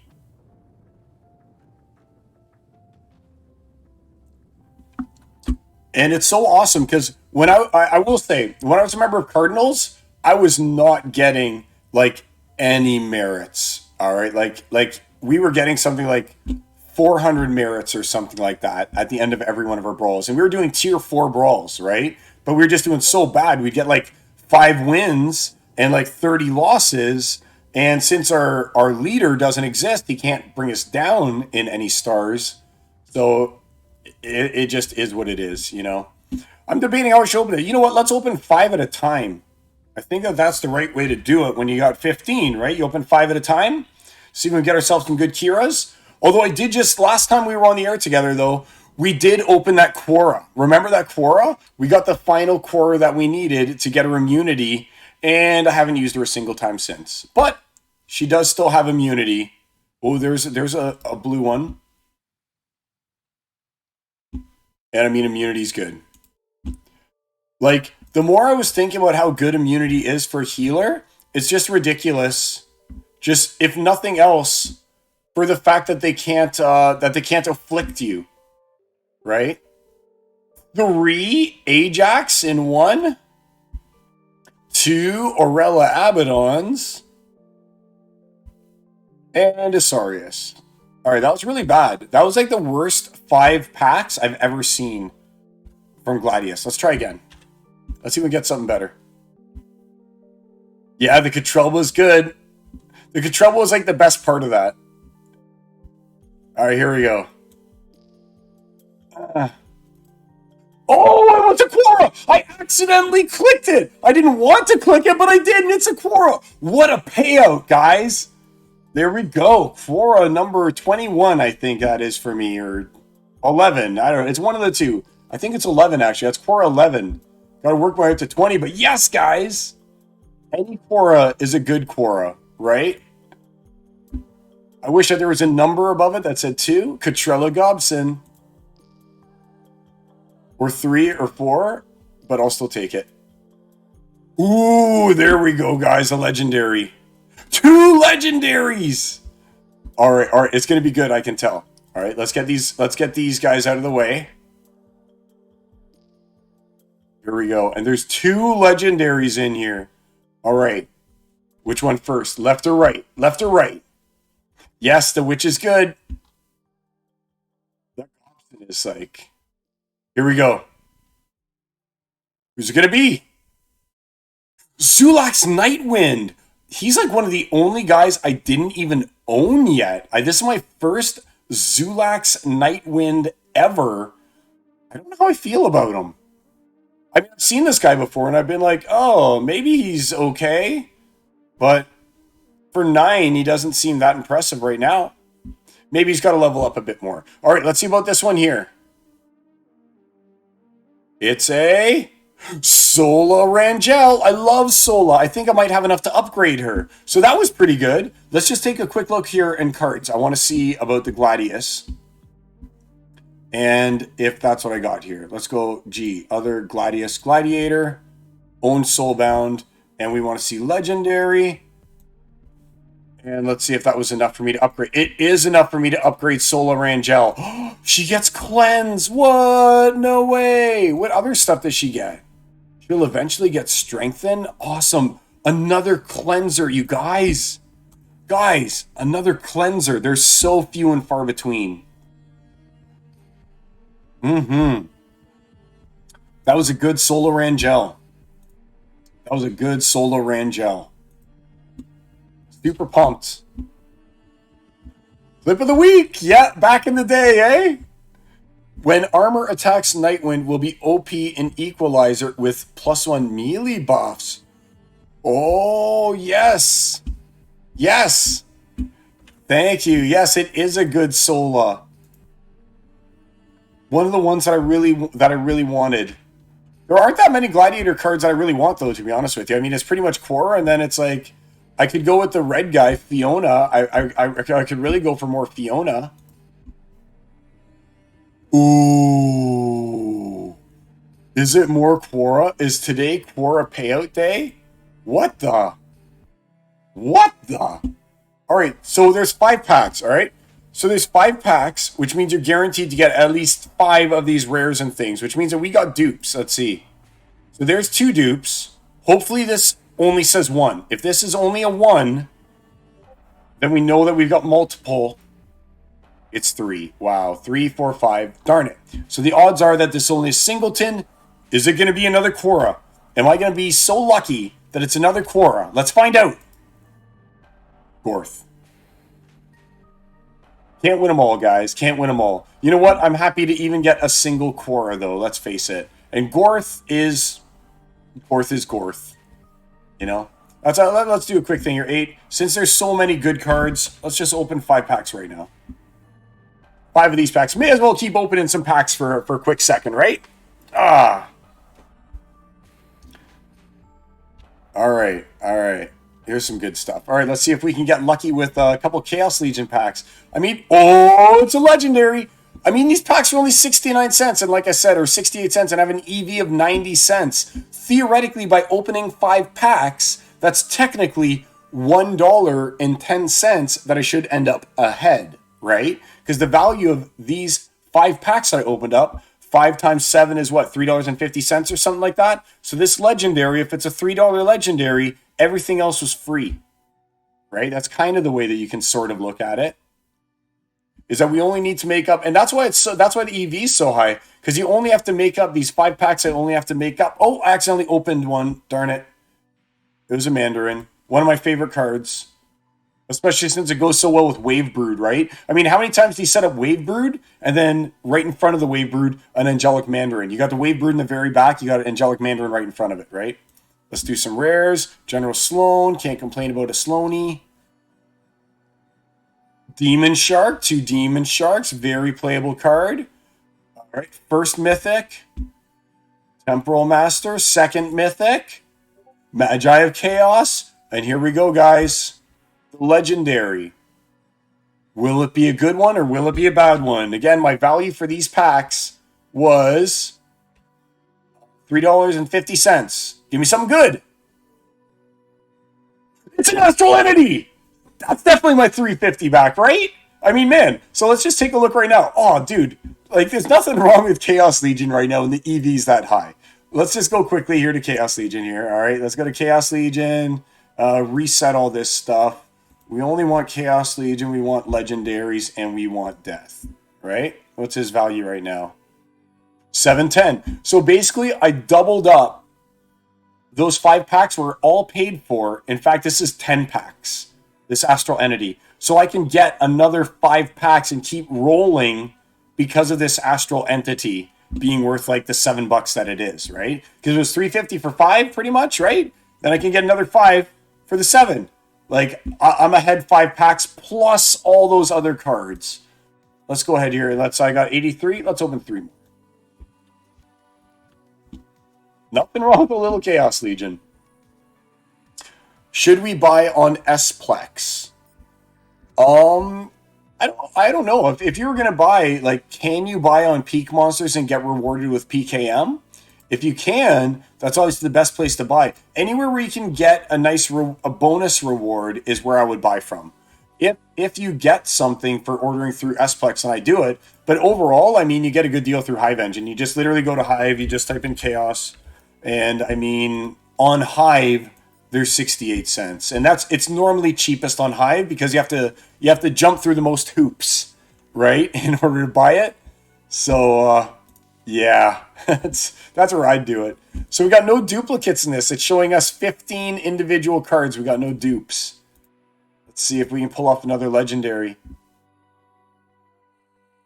But even so, this is 8 packs, and the Astral Entity covers all 8 packs plus, right? All right, so no legs, but another Sloan, Striker, Portal Spinner. So these are my 3 guaranteed rares. This is just a straight up bonus card. Prismologist, that's a good card. All right, cool. So there we go. There's 8 of those packs there. And let's get to another one. Monster Market. Yes, I think Monster Market gives you like 5% cash back or something like that, right? What's the best gold pull now for Chaos? What is the best gold pull now for Chaos? Let's take a look. Now I'm interested. Gold, Chaos Legion. It's obviously legendaries. And let's do Element, price going down. All right. So it is going to be... Oh, let's go back in here. We want just core, and that's it. All right. It's Lily. So it's obviously all the summoners. I'm surprised. Look at this gap. Wow, that doesn't even make... The gap 48, right? Let's see how many of them exist. 831. Well, it's because there's so many more in existence. There's 831 of this guy, and there's only 520 of that guy. So that's why this price is a lot cheaper, because this was the first guy that you could get just through opening Chaos Legion packs, right? So there's obviously the most of them in existence. It's funny when you look at these numbers. Immortalis, like 572. So many more people are combining the Immortalis than there are other cards aside from Lily. You know, because I think the Immortalis came out before or after Yasek. I don't know, but it's interesting to look. Yeah, it's because this is the first one of the Rift Watcher cards. Interesting that it's Spirit Hoarder, a neutral card. That's the first non-summoner as well. You know what I'm gonna do? You know, just seeing that has made me want to open a quick fiver again. Let's open a quick fiver again. Let's push our luck. Let's push our luck now that I saw that. This will be 13 packs. And we know that we got 10 of them paid for instantly, right? Ooh, that's a goodie. Anything gold full is good these days. A Bluey. Speaking of Blueys, Bluey is like the best show on TV. That show is so good. I know I talk about Bluey a lot, but it's because Bluey's like actually the greatest. Oh, disappointing. All right. But you know what though? Any gold foil rare is worth more than a pack. Is worth like 2 packs almost right now. Turn gold. Turn gold. More Sloans. It only wants me to get Sloans. Thaddeus Brood. There's a Kelia. All right, here we go. Last chance at pulling out of this. It's Hideous Warlock. All right, and it's non-gold. So that was a bad 5 packs. That 5 packs was not good. But still, I almost wonder, like, still what its value was out of those 5 packs, you know? All right, let's see what we have to say here. Hive, yes, cool. I'm off. Have a good evening. Oh, thanks again, Ime Once. Really appreciate you joining us today, man. Have yourself a good night, sir. Birds and Bees. I'm trying to move DEC to buy Forge, but this swap losing half of the $50 value, so I don't know what to do. Selling for Swap Hive doesn't seem to help on the back, and either on buying Forge with Swapped Hive from DEC either. Trying to get Forge and don't want to use Coinbase per gathering the Magic's recommendation because Coinbase is KYC now. Going to sleep later. Thanks for joining us, Deathical. Appreciate you tuning in, sir. Hope to see you again next week. So, when you're saying Forge, like, are you talking about like Splinter Forge? Like, I'm not sure what you're saying when you're saying that you're trying to buy Forge. Like, if you're looking for Splinter Forge, why wouldn't you just do it through like through Hive Engine, right? Because I mean that's where Forge is. Like I don't understand. Oh wow, it's up 35%. Woo. Okay, I didn't know that, but yeah. I mean, I would just buy it here. Like, look at the value of Forge. It's like nothing. So I don't understand. Ivanov 007, welcome to the stream, buddy. Just doing some random chatting here. Yeah, so I mean, I would just buy it off Hive Engine here. Like, why jump through so many hoops? Let's go straight to Hive Engine. Make that purchase. All right, let's go to opening again here. All right, let's go camera only. So, I'm a very proud husband right now because my wife actually got a promotion at work and got a nice little pay raise. So I'm super impressed with my wife. Very proud of her. She's been doing such a great job at work. She's even going back a little bit early from her maternity leave at this point in time. So yeah, I mean, I'm super proud of her. And because of that bonus that she's receiving, I'm allowed to open 2 packs today. Okay, but I have DEC already, and I have credits, and I have SPS. Buy with which coins? Well, you can turn your DEC into Hive, and then turn your Hive into Forge. You can do the same with everything except for credits. Your credits, you could buy cards, and you could either burn them, or you could buy the cards and sell them, or something like that to get the DEC. But I mean, my problem with credits is I want to be able to buy into a group buy. And so I need DEC, so I can't do it that way. Oh, there you go. So the Fizz is talking about B-Swap. Bam. There you go. Yeah, so DEC for Swap Hive and buy Forge with that. Exactly. Exactly. All right. So one of these booster packs is feeling a little weird. I wonder if that means something, that there's something good in it. All right. Thank you. Yes. I'm super proud of my wife, man. She's awesome. She's still going to school. She's like she's in her mid-30s and she's still in school and has just been hacking it out for her what's it called? MBA. She's been working towards her MBA for so long, and it's finally almost within reach, and she's getting all this recognition at work and everything. They called her back early even, and they're like, please, we need you back at work, even though she's on her maternity leave right now. And when she said, okay, I'll come back and I'll work early, they were like, we got something special for you. Here's this raise. So she's awesome. My wife is awesome.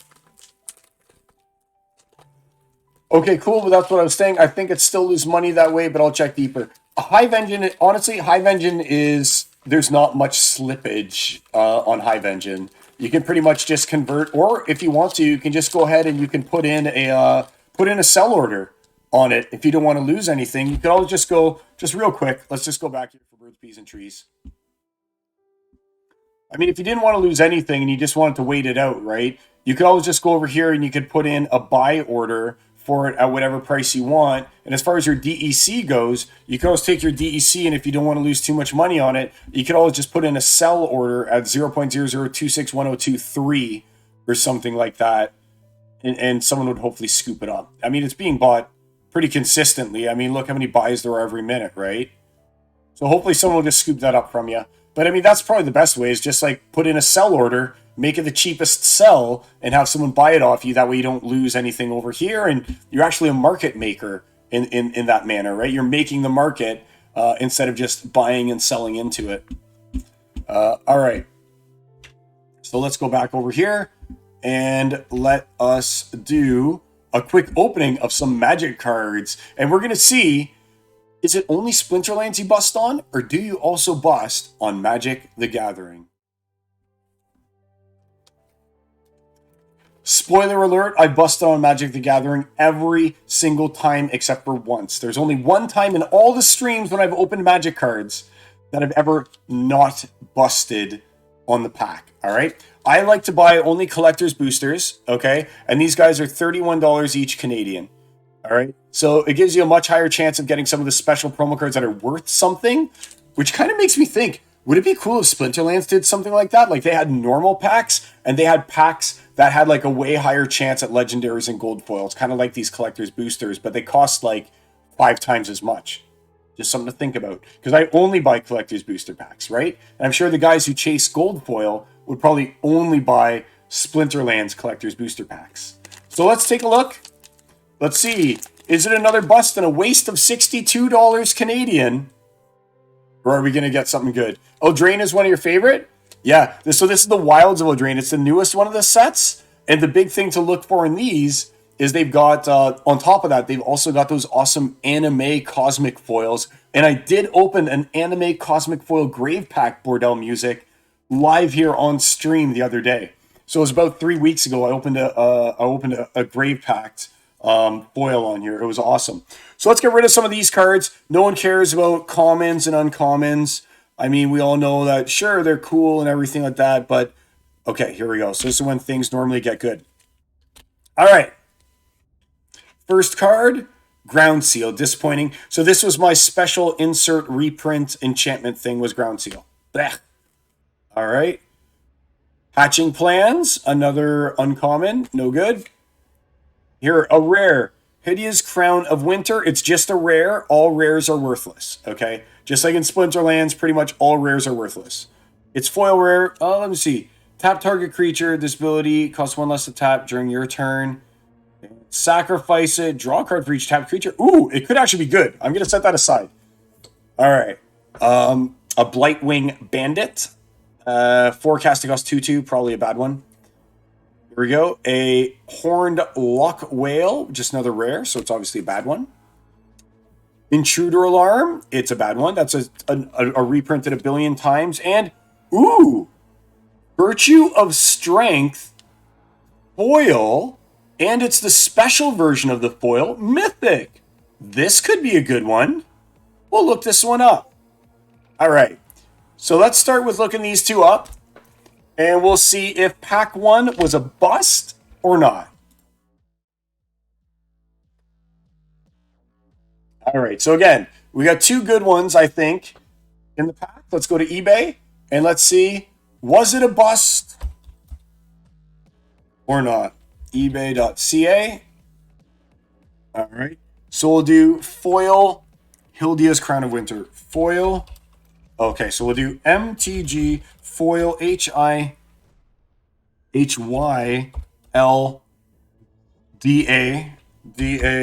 Hilda's Crown of Winter. Crown of Winter. Foil Hilda's Crown of Winter. It has some value, okay? So it's worth $243. Whoops, I didn't want to save the search. Unsave the search. All right, good. Sort. Price plus shipping, lowest first. This one I always do. I want to know what the cheapest one is, and it's worthless. It's $1.29. Okay, so nothing. All right. Next card. The Virtue of Strength Foil Showcase. Okay, foil. Virtue of Strength Showcase. So let's take a look here. Here it is. So it's worth $11, right? So my pack was $31. We came out of it. Let's face it, no one's going to buy a $1 card, okay? No one buys those in Magic the Gathering. So I came out of it with an $11 card, right? So I lost $20 on that first pack, okay? So guys, there you go. I lost $20 on the first pack. It was $31. I got an $11 card. 21, that represents a $21 loss, okay? So Wizards prints like a billion of everything to the point when they got downgraded on their stock, and I forget who it was, but the people who issue that said that Wizards is getting too greedy and they're exploiting their customer base. That's actually what's happening right now with Hasbro, is they're being accused of exploiting their customer base, and they got downgraded because everyone thinks that they're just going to crash the economy and crash their entire market soon. All of those years and years and years of building up consumer confidence with Magic the Gathering slowly going down the drain because of things like Magic 100, or sorry, Magic 25, when they did things like reprint Black Lotus. Who would do that? Who would think in their right mind that you should ever reprint those cards? But they did it. Yeah, the 30th anniversary. That's what I meant. 30th anniversary. Boggles my mind why they would think that that was a good thing to do, to devalue your brand so severely that you erode complete confidence in it, to the point when Troll and Toad is done. All right, watch. Troll and Toad quits Magic the Gathering. One of the oldest companies here, Troll and Toad, boom, done. They backed off on Magic the Gathering, and they straight up said here, today they are also running a sale. Here we go. So just listen to this. Exactly what we talked about. Ready? The primary one for stopping, basically, is that selling Magic was simply not as profitable as it once was for the company, and other TCG products such as Pokemon, Yu-Gi-Oh!, One Piece were doing better. Another reason was that the constant reprinting of valuable cards and the number of variants of these cards made buy list pricing difficult and sometimes resulted in buying cards at a loss as new reprints were announced. Troll and Toad management was also spooked, just like us, right, about the reprinting of non-tournament legal reserved list cards in Magic the Gathering 30th Anniversary Edition, and decided to no longer take the risk that Wizards of the Coast may do it again one day by not carrying reserved list singles at all. So here's one of the biggest guys in like Magic that's like, you guys just keep reprinting everything, you're crashing the market. Oh, we're done with you. You even reprinted like Black Lotus, right? Just crazy.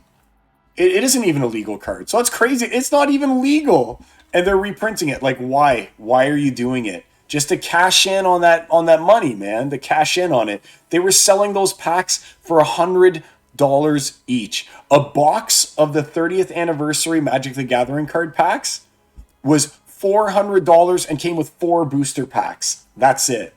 A box with 4 boosters, each booster $100. How crazy is that? Out of this world, man. Out of this world. All right, let's get back. Let's open pack number 2. Like I said, this is my bonus pack from my beautiful wife, who got that raise. So I get a second pack today. Again, I only buy collector's boosters, so the only Magic cards I really buy are the ones that you guys see me open on stream. And I should buy singles, all right? That's the right thing to do. Even in Splinterlands, you buy the singles that you need. You don't go chasing packs to try and complete your collection unless you want to just like open packs, you know? But the best way to flush out your collection is to get singles, obviously. All right, let's see here. Okay. So we'll get rid of the commons and uncommons again. It seems like all of them. When we get to the land, we know we've gone enough. All right, there's the land. Okay. Let's see if we'll get anything good here this time. Dark Tutelage. They downshifted this. This used to be a rare. They downshifted it to uncommon. That's the kind of stuff they're talking about. Imagine if they took a legendary card. Imagine if they took Grum. Okay, imagine if they took Grum Flameblade and in Rebellion reprinted Grum Flameblade, but only made him a mythic or a rare instead. Like, how bad would that devalue the legendary version of Grum Flameblade? That's what Magic is doing at this point. They're even downshifting. Utopia Sprawl, good card, but not everything. Charming Scoundrel, is he good? Haste. Ooh, all right, this guy could be a good one. We're going to set him aside because he's nice low casting cost with haste, and he does stuff. So we're going to set him aside. He could be a goodie, even though he's just a rare. A troll, all right, definitely not. Questing Druid, is he the good one? Yes, okay. I think that this might be a good one too, but of course I got him non-foil. So we got two that could be good. Copy Enchantment, that was a good one before they reprinted it a million times, and the Iron Crag, which is just a rare, but we'll check it out because it's got a foil borderless. So the three we're gonna check out are gonna be these three right here. We'll see if any of these guys have any value. All right. Oh, buddy, if they ever decided to do NFT-based Magic, I would be in. Now, it's cool. It's crazy. Here, let me go back here.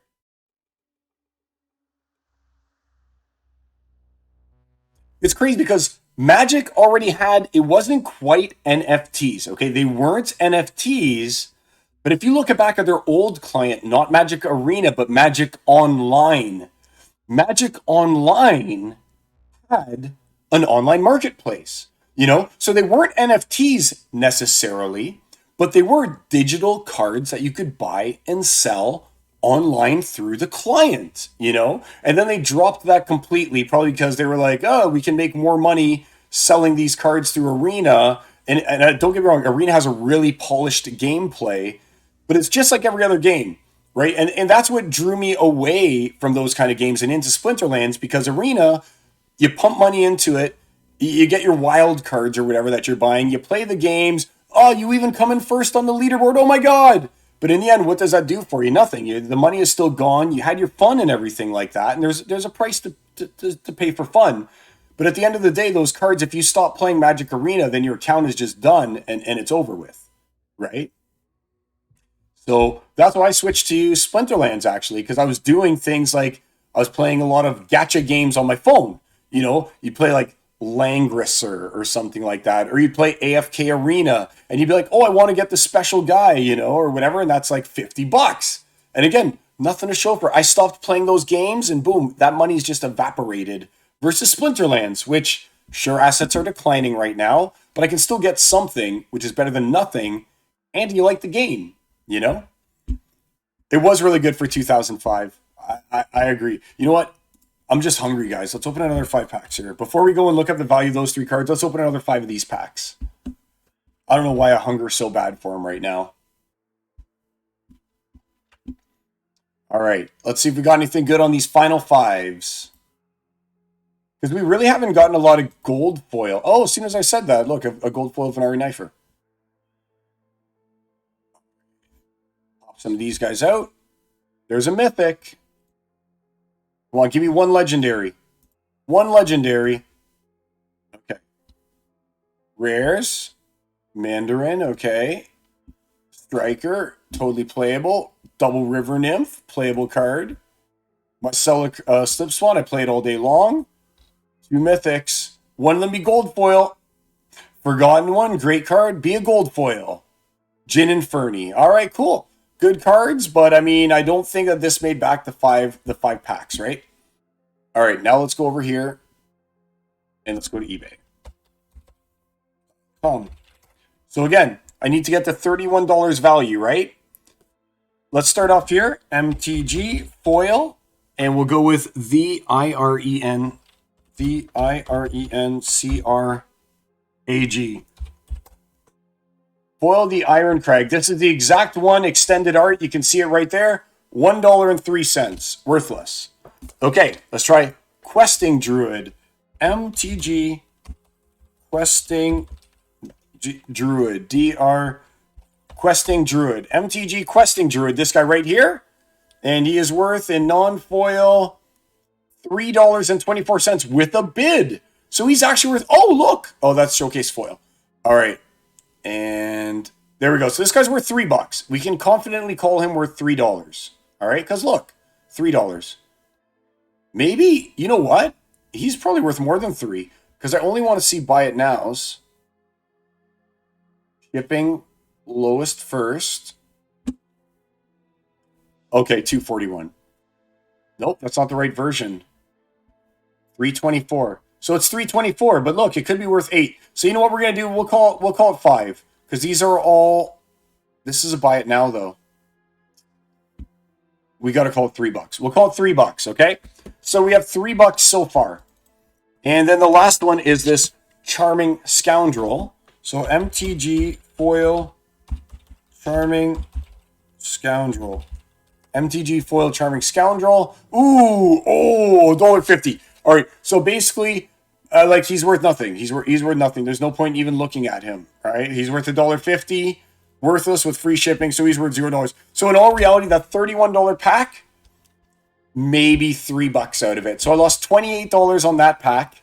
All right. So I lost $28 on the second pack and lost $20 on the first pack. That's a loss of $48 on those 2 packs.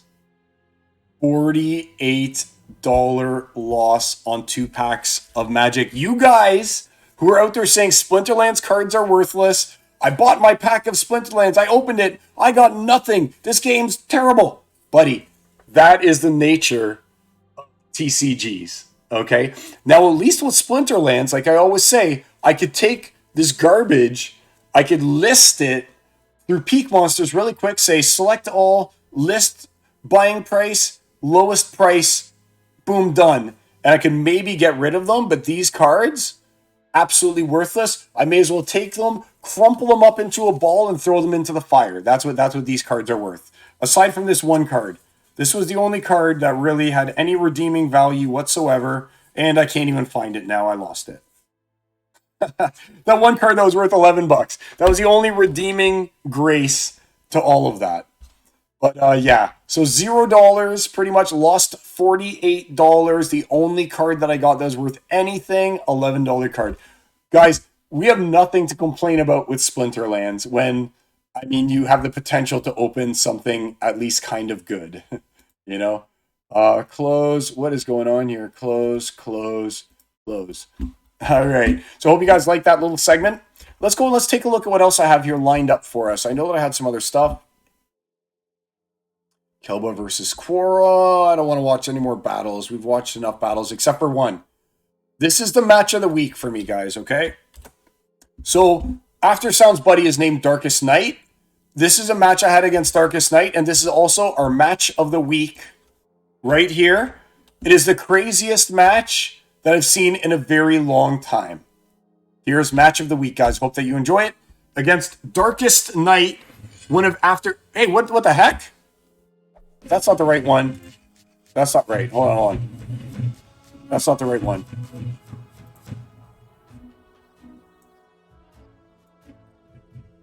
Copy.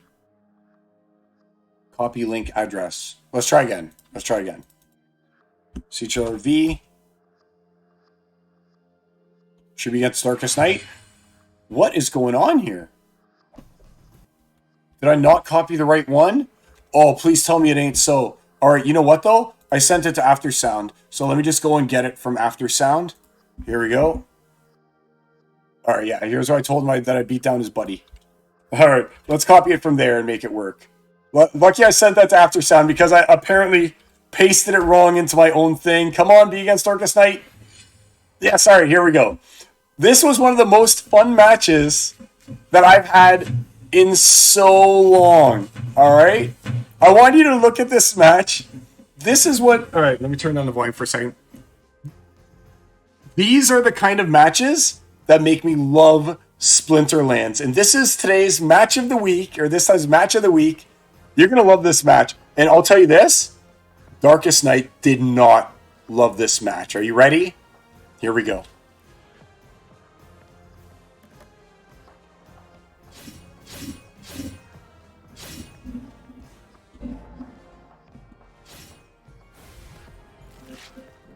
See, it starts off so bad for me too.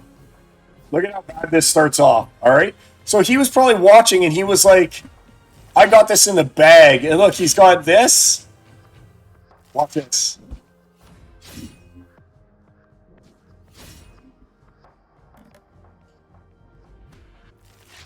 Down to 2. Bloodlust's up. Here we go. Bloodlust's up. I'm sure that Darkest Night did not appreciate that win. Like, that was, to me, that was like a humiliator. That was like the humiliation win. That one right there. Close that one up. So, yeah. All right. Let's see what else we got here for you. There was a little bit of talk here. All right. There's Cyberblock. Okay. Azicon, Wolfsnow, Nukes Hive. All right. Here's something I got for you. I don't know if you guys have voted or not on this one, okay? But I would like to direct you guys over here to the games.gg, the gaming awards, okay? So I've already gone ahead and I've obviously I come in here, I choose my favorite game, and the only one that I ever end up voting for in my 1 out of 10 nominations is Splinterlands. All right? But I would certainly recommend that all you guys come in here and that you do put in your vote and that you do nominate for People's Choice Award or whatever you can do here, okay?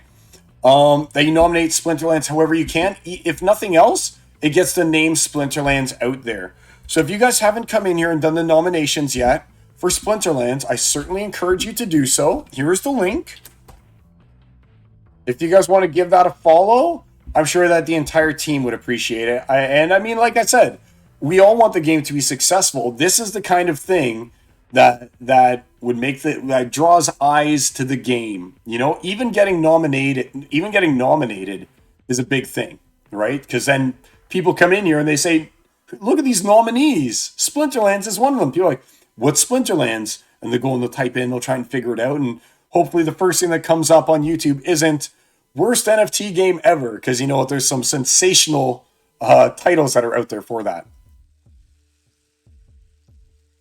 All right, so make sure you check that out, okay, and get your vote in for it. All right, what do I have here? What is this commentary? Okay, let me just take a look. Look what's behind a lot of things I just talked about. All right, here we go. So I want to read this out. So some people were talking about Aggie and trying to get like an update on Aggie and everything like that, right? And the question was asked, did Aggie leave the company? All right, so here's someone's answer, okay? Doogie Jimmy. I'm not sure if Jimmy was formerly a team member or not. I can't remember. But let's see what he had to say about the situation because he seems educated on it. So did Aggie leave the company? For my interpretation, no. From what I experienced during my time as staff, so he was staff, Aggie was always focused on internal engagements and selling like we experienced every town hall. For all the 500 efforts Splinterlands had in the fire any given day, it was true that there were individual people solely dedicated to different efforts, like SPL, Warner Music Group, Goals, and etc. And there were also folks such as myself that supported all the things all the time. So I take this as more of a formal, though still appropriate and necessary, somewhat formal separation of the Splinterlands product, which I would say is truly Matt's territory, and selling the process and lessons learned in growth, which is solidly Aggie's strength. Both viewpoints are extremely valuable, but both focus on completely different things. If you noted over the years while playing Splinterlands, there's been changes to things to where, like, there was mention of assets and such being on the Splinterlands chain and needing to transfer into and out of the Splinterlands chain from Hive Engine. So I feel like the change kind of more prominently is identifying Yaba owning the product, Splinterlands, whereas Aggie is focused on the process, which is building the blockchain and selling what we've learned along the way to establish other brands. Whether that's good or bad is to be decided from the community's viewpoint. I can see pros and cons for both. This may be an unpopular opinion to diehard Hive fans, but in my opinion, if you look at what's behind a lot of the things that exist on the Hive and Hive Engine blockchain, Splinterlands is to thank for all of those developments. Aggie and Matt are part of the leadership team for Hive Keychain, and I think Matt wrote and supported many of the first iterations of what it's become today. Cryptomancer is basically the 24/7 help desk for Hive on top of his day job. Heck, I think there was even a good bit of Yaba, Cryptomancer, Aggie that developed the market maker system on Hive and Hive Engine. While none of that is directly Splinterlands focused, in my opinion, it's fair to say that Hive and Hive Engine as we know it wouldn't be what it is today without Splinterlands support. Though the company has never come out and said, you can thank our people for this, this was something that I personally had noted during my time with them. Splinterlands has quietly enabled their success by metaphorically laying the train tracks down in front of them while driving the train at the same time. So these two comments talk a little bit about both Aggie, the directions that Matt and Aggie are taking, as well as the fact that basically Splinterlands super new, so like it is, in Doogie's opinion at least, responsible for the success of Hive altogether in a lot of ways, right? So just some interesting commentary coming out about that one there. I don't know if you guys feel the same or not about it, but I do like getting updates from Aggie and stuff like that, right? All right. Here's something that I found very interesting as well from Royal Eagle, okay, as far as just additional information. So Bronco asked, how about we take a look at the data on how long the average wait time has increased? And Royal Eagle says, here we go. So the stats for Modern since July 17th, okay? So this is the time from requesting the match until you're matched. Champion, 15 seconds quicker. Diamond is roughly the same, up to maybe even 5 seconds quicker. Gold and silver and bronze is up. Okay. Gold, silver, and bronze, though, are slower. Okay. So if you were trying to get a match after July 17th, gold, silver, and bronze are slower, but in Champ and Diamond, you're finding matches faster. So I found that very interesting. So does that mean that there's more people that have started to play within Diamond and Champion, giving us more match liquidity, and less people playing in gold, silver, bronze? Right? I'm not sure the way that one is going to work out, but I mean, it's obviously looking good if we're getting quicker matches between Champ and Diamond, which to me would represent better match liquidity, which to me must represent there's more people playing in Champ and Diamond. So that's a cool little interesting observation. All right. How's it going, Ank? Nice seeing the stream. Ooh, all right. So Birds, Bees, and Trees has an update. So he went and used the B swap link, and you only lost $3 in value, but it was a much better rate than Hive Swap. In other words, it said it would be a 0.25% fee, but seemed like 2%, but it's still much better than Hive Swap. Is selling for Swap Hive better? I think that you might need to use Swap Hive in order to now interact with Hive Engine, right? But I mean, I'm glad that it was like, so there you go, guys. So B swap up here. Let's just repost that DeFizz gave us. If you guys are looking to do your conversions and stuff like that, B swap it is. So this one has DEC into Forge, but I mean, I'm sure once you get to the B swap, it's it'll point you in the right direction. So hey, thanks for that info, guys. That's pretty awesome. Now I know where to go too, because I want to put more fiat into the system. I'm actually trying to sell right now. Like I said to you guys, I'm trying to sell other assets because I want more Splinterlands. I believe in the game and I love the game. Like the thing for me is, sure, it might have magic cards that might hold better value and stuff like that than Splinterlands stuff. But at the same time, I never play Magic and I play Splinterlands every single day, you know? So here's actually something that I have online right now that I'm looking to sell, right? So I'm looking to sell this for $14.50 US, $1,450. I've got some rare Magic cards I'm just trying to get rid of right now because I would just rather have Splinterlands cards than Magic cards. I do nothing with these, right? They're cool, they accumulate value, they gain, but I don't play them. I'd rather lose some value on my Magic cards and be competitive at Splinterlands, even if I make less at Splinterlands than holding the card. You know, I don't know if that makes sense, but there you go. And it's automatically in my Hive wallet. Yeah, DeFizz. That's sweet, buddy. Ooh, so you're really into the DEC Forge LP. That's good. So you must really believe in Forge then in that case. I tried to play Forge. I just lost interest in it. It was just too much of repetition for me. Like, Forge is a game that I'd want to bought because to me, it was just like soul crushing to sit there and play around. And then, okay, now I have to fight the exact same guy again. And okay, to stay on the leaderboard, I have to do it again over and over and over. To me, That's not my kind of game. I like to be able to have the quick matches with like you get with Splinterlands, right? Jabby says, we believe in Splinter Vision 2024. Buddy, I think that things are finally falling into place here. All right. I think things are finally starting to fall into place. And that next year will be a good year. I think that the way they're doing Rebellion is great. I think that the way that we're finally going to be approaching the flywheel is going to be awesome. I think that when lands come out, that's going to eat up DEC and it's going to eat up cards. Like, I don't know, man. I'm optimistic. I'm not as optimistic for land as other people seem to be. I don't think land is going to suddenly solve everything. All right. I think that land is actually going to be unoccupied for most part. I think that maybe only 10% of land or something like that is going to be occupied. I think that people are going to be like, okay, well, if I have to choose between buying Rebellion packs for the game and spending my DC on Rebellion versus spending my DEC on land, I think that there's going to be most people that here's what's going to happen, okay? So many common and rare plots are going to end up for sale once people have put everything on their keeps, their castles, their legendary plots, their mythic plots, and stuff like that, right? Those are the first things that are going to be occupied, and then people are going to come to the crunch. They're going to be like, geez, it really is expensive for me to do all these things. There's no way I'm going to be able to do everything I have. I'm only going to do these good ones. I'm going to sell everything else pretty much, right? I honestly feel like we're only going to get like maybe 10% occupancy. Jabbies thinks it's 20%. I think it's going to be less. I think it's going to be less. Unfortunately. Because, I mean, I'm looking at my stuff. Here's where I run into the problem, right? Like, I want land to come out. Don't get me wrong. It's not like I'm like, oh, I'm super negative about land. I got 5 plots, all right? My 5 plots, when I look at them, owned. How do I see them? How do I see them the good way? There we go. So my 5 plots, I've got 3 rares and 2 commons, all right? I know that even when I put everything on my lands, I'm going to earn nothing.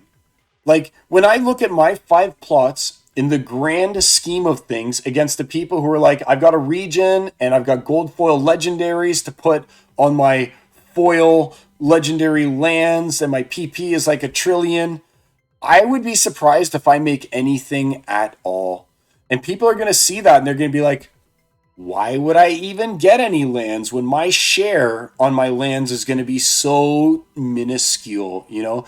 Who's going to pay $20 for a common land, right? Or even less than that. Who's going to pay even like $15 for a common land if that's what they go down to, or less if it's like I put on max level legendaries from Chaos Legion or something like that, right? I maxed it out with legendaries and it's earning me 3 SPS a day. You know, that's the problem that I think is going to happen, is that the big guys are going to get so much of the share of SPS or whatever else it is that they're going for, that this version 1.5 is going to be heavily in their favor. Now, once it opens up and you've got like the 20 different LPs that are going to open up and you'll be like, oh, I need to get Smith ore or something like that. And I need to get silver and I need to get diamonds and I need to get lumber and I need to get straw or whatever it ends up being, right? And there's so much diversity in what your lands can produce. I think that we're going to be talking a whole different story. But I think in 1.5, when it's just SPS, research, or grain, that the big guys are just going to have too much of a stranglehold on the SPS. And even if I was buying grain to pay for the SPS, I doubt I'd generate anything on my 5 plots. That's my worry, is that us little guys will get squeezed out of the land market because there's just no value in having common and rares, even when they're fully maxed. So who knows what's going to happen. But yeah, I don't think we're going to see 30 to 40% occupancy. I think that we're probably going to see 20% occupancy or less. I think there's going to be big swaths of the world here that are going to be completely unoccupied, because what's going to happen is if there's nothing happening in Rutherford, the people like me in Rutherford are going to be like, I'll sell my 5 plots, I'll take whatever I can get for them just to get out of Rutherford and go somewhere else where there's actual like people participating, you know, in the game. Let's see, is this only owned? My plots, I don't only want to see owned for me. I'd love to see all plots that we see in here. Show land, show color. For sale and owned. See, I'd love to see owned for everybody here. I'm not sure how to do that. I really haven't been spending as much time on land as I should. Birds, bees, and trees. Stuff is, do you recommend going for the bags airdrop? So, are you talking about the airdrop for Rebellion? Is that what you're talking about? The Rebellion airdrop? I hope I'm not at 50. I'm at 48 to 50. Because I think it's going to be all about the airdrops. Is Lord good? Is Rutherford good? I heard that there were other people in Rutherford, so I know it's not completely a desolate wasteland. But yeah, I'm a Rutherfordian, whatever you would call that. I'm a Rutherfordian. See, do I have any other cool stuff here? Oh, I just want to complain about champ rewards here quickly. Like, look, I got 5 SPS in champ 2, I think it was, with an over 10x, and I'm only getting 5. And you compare that to bronze again, right, where they're getting almost 1.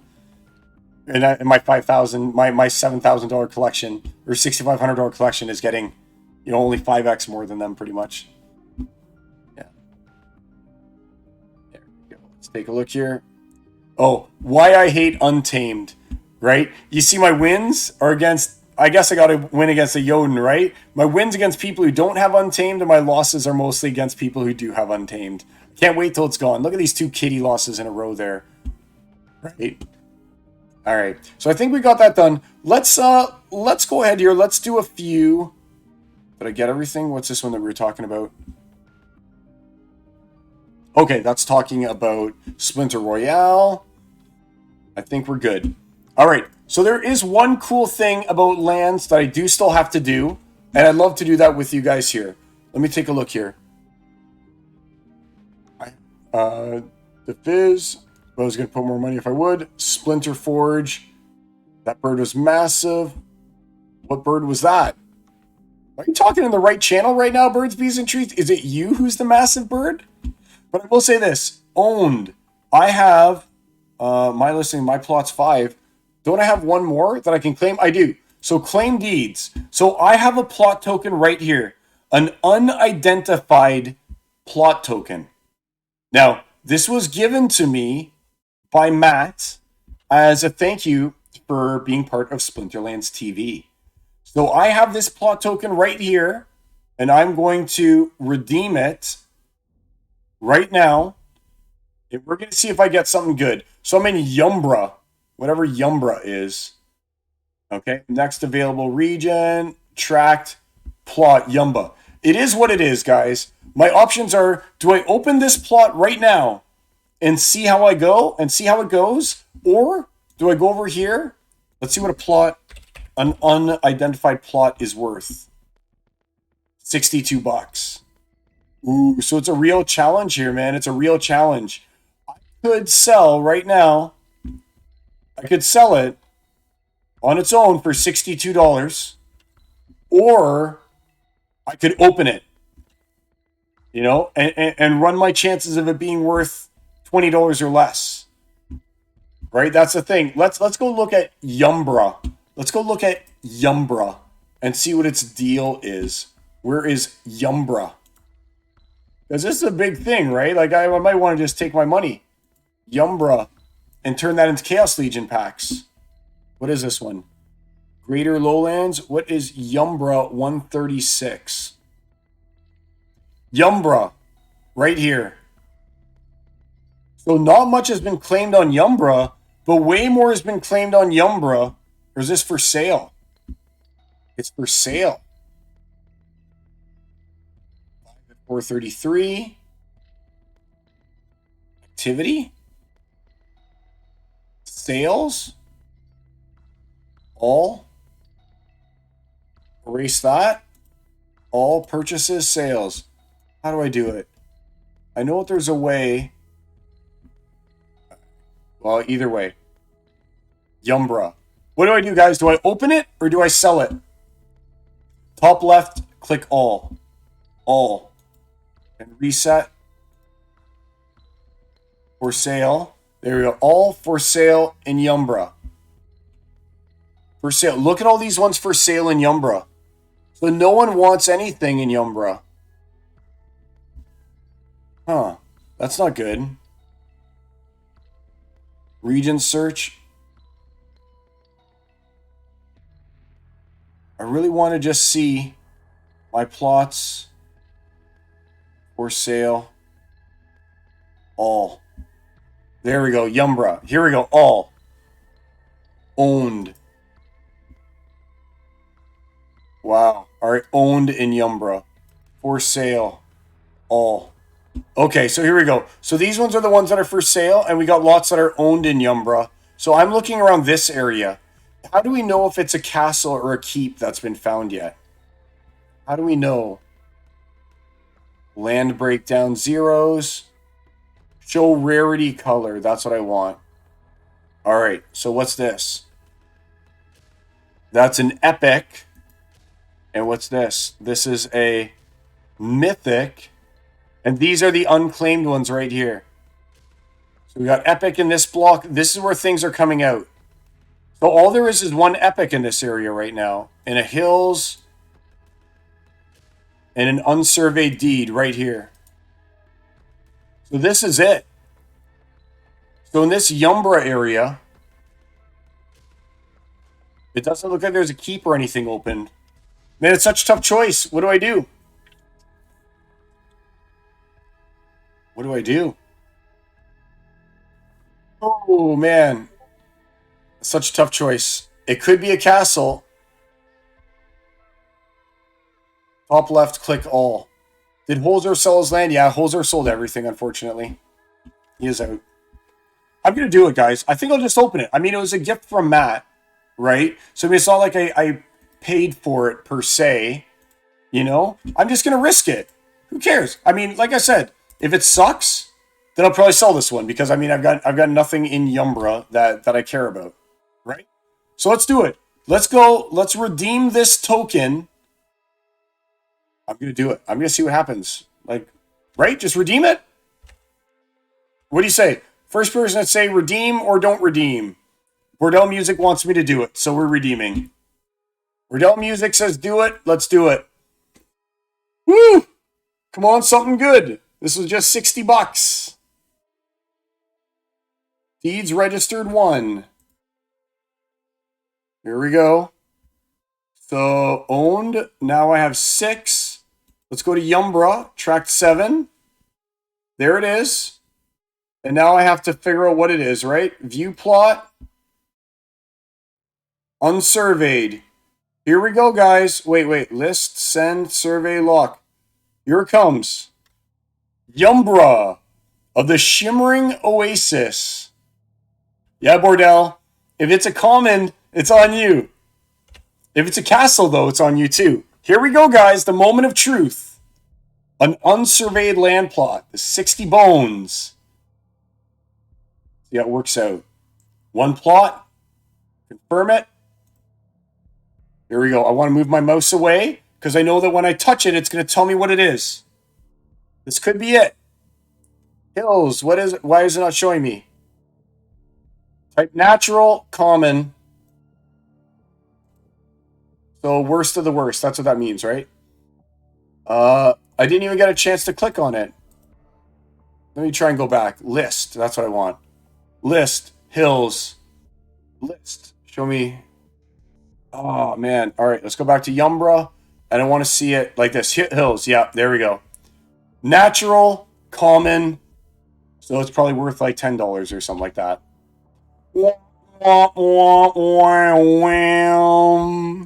That's like the ultimate. You guys, all right. You guys have gotten some womp womps before, but this is like the ultra womp womp. Womp womp womp womp womp. So let's assume that this hills is going to be worth like, $10 or something like that. All right. So if we assume that the hill is worth like $10, okay, then I mean, and I had the potential for 60, let's call it 15. All right. So that means I lost $50 on this hills. Okay. So I'm minus $50 on the hills. I'm minus, you think it's like 25 now? Okay. All right. So I'm minus $40 on the hills. Okay. And I'm minus $50 on these magic packs, right? Right? So I'm minus $90 today between having surveyed this land and having purchased these 2 packs. I lost $90 today. Woo woo! That's how you roll, guys. That's how you roll. You just want to lose. Buy order on plot is 53. Okay, but that's an unsurveyed plot is what you're talking about, right? The buy order on an unsurveyed plot is 53. Okay, even so. So I'll lose $80 in that case. I'll lose $80. Bad day for me, guys. Lost $80. It is what it is, I suppose. I'm going to sell that Yumbra right now. I'll figure out how to do that. I'm not even sure how to do it right now. Okay. The missus can carry you now. Yeah, buy more. Nope. Like I said, that one, I only wanted my 5 plots for that little title that you get for having owned 5, which gives you a bonus. And I wanted them all in the same region. Yumbra is dead to me. Yumbra is dead. Yep, down 50%, but the upside was moon. But you know what? How big do you want that 50%? If it was $1,000 and I lost 50%, then I'd be down $500, you know? If it was $10,000 and I'm down 50%, now I lost $5,000, you know? It's still bad. It's still bad. All right, let's do this here. We'll do a few challenges and then we'll call it a night, okay? I want to do 3 challenges here. If you guys are able to beat me on the challenge, then we'll go ahead and we'll give out more of those cards that we were doing, more of the epics, okay? Chaos Legion, Reggies, and we want reward, and we want epic, and we got all the way up to, ooh, these 2 switch, we're up to Uraeus, okay? So let's go ahead here. What we're going to do, someone send me a challenge. Send me a challenge since I can't do it the other way to silence. All right? You can send me the challenge. I'll accept whatever it is that you have for me. Let's do a battle. If you win, you will get a reward and will duck race for the rest of the audience for a reward as well. Okay? So someone send me a challenge to silence. If you guys win, not only will you receive a mythic card, but I'll take every one of the viewers right now, I'll put all your names into Duck Race, and someone else will also win a mythic card. All right? So let's do it. All I need is a challenge right here. If there's no challenge, that's cool. We can end things early if that's what you guys want. But I'm willing to do a couple challenges right now. We'll battle it out live on air. This is your moment to shine. This is your moment to say, I challenged Silence, crushed him. He was just some chump to me. You know? This is your moment of glory. There we go. Birds, Bees, and Trees wants it. Secret Stash. Ooh, all right. We're in gold. Let's accept it. Good luck, Birds, Bees, and Trees. Even Mana. Scatter Shot. Sneak. Even Mana, Scatter Shot, Sneak. Even Mana, Scatter Shot, Sneak. All right, cool. I got my designated team for this kind of thing, I think. But I'm not used to playing gold, so I don't know how well it's going to work this time. We'll see. Oh, Scatter Shot means that Wave Brood is actually useless there. He's still a good body, though. So, I mean, we'll still keep him. 6s. Oh, I need 4. I can't not use Dr. Blight. Actually, we'll get rid of you. We'll do Tech. Yes, we're going to do it like this. And 46 out of 53, and we'll finish it off with, not Deep Lurker, wrong one. Demon Shark. No, Demon Shark. All right, so we're going to move you down to a 7, which I can't use, a 6. Is it going to be a Rooney? Or is it going to be Supply Runner? Or is it going to be Deep Lurker? It's going to be Deep Lurker. Ooh, but the Riverboat Captain. Tough calls here. It's going to be Riverboat Captain because it's Scatter Shot, and the Scatter Shot Blast could end up being real nice. So let's do it like that. Yes, I sort of like it. I sort of like it. 12, 11, 10. You know what? It's Sneak. I don't need it to be Possibilious now that I'm looking. I can make it instead of Possibilious. I can make it Lux Vega. And that gives me 2 more to work with. So I can actually turn Riverboat back into Jin O'Shaughnessy. So is that no? I think I leave it as Riverboat. I think that in this matchup, Riverboat Captain because of the scatter shot is actually gonna be more useful to me than Jin O'Shaughnessy. I could turn you into a 10. If I could turn the Demon Shark into something else, I would love to use this Rider. I would love to use the Rider. What can I do to be able to use this guy? 8, 12. I need the Alchemist the Bear. Nothing. It's too late. It's too late. We'll try it out. Good luck, BBT. All right. Oh, and he's got the Yoden Zaku too. You're going in no mercy, eh? Good speed buffs. Oh yeah, it's over for me. It's over, man. Game over. And the shatter on my Dumaki Orc, if that shatter, it's you don't have shatter. It's a 1-star. Oh, all right. I did not expect that. Oh, come on. I really needed a hit with the Alchemist the Bear there. No.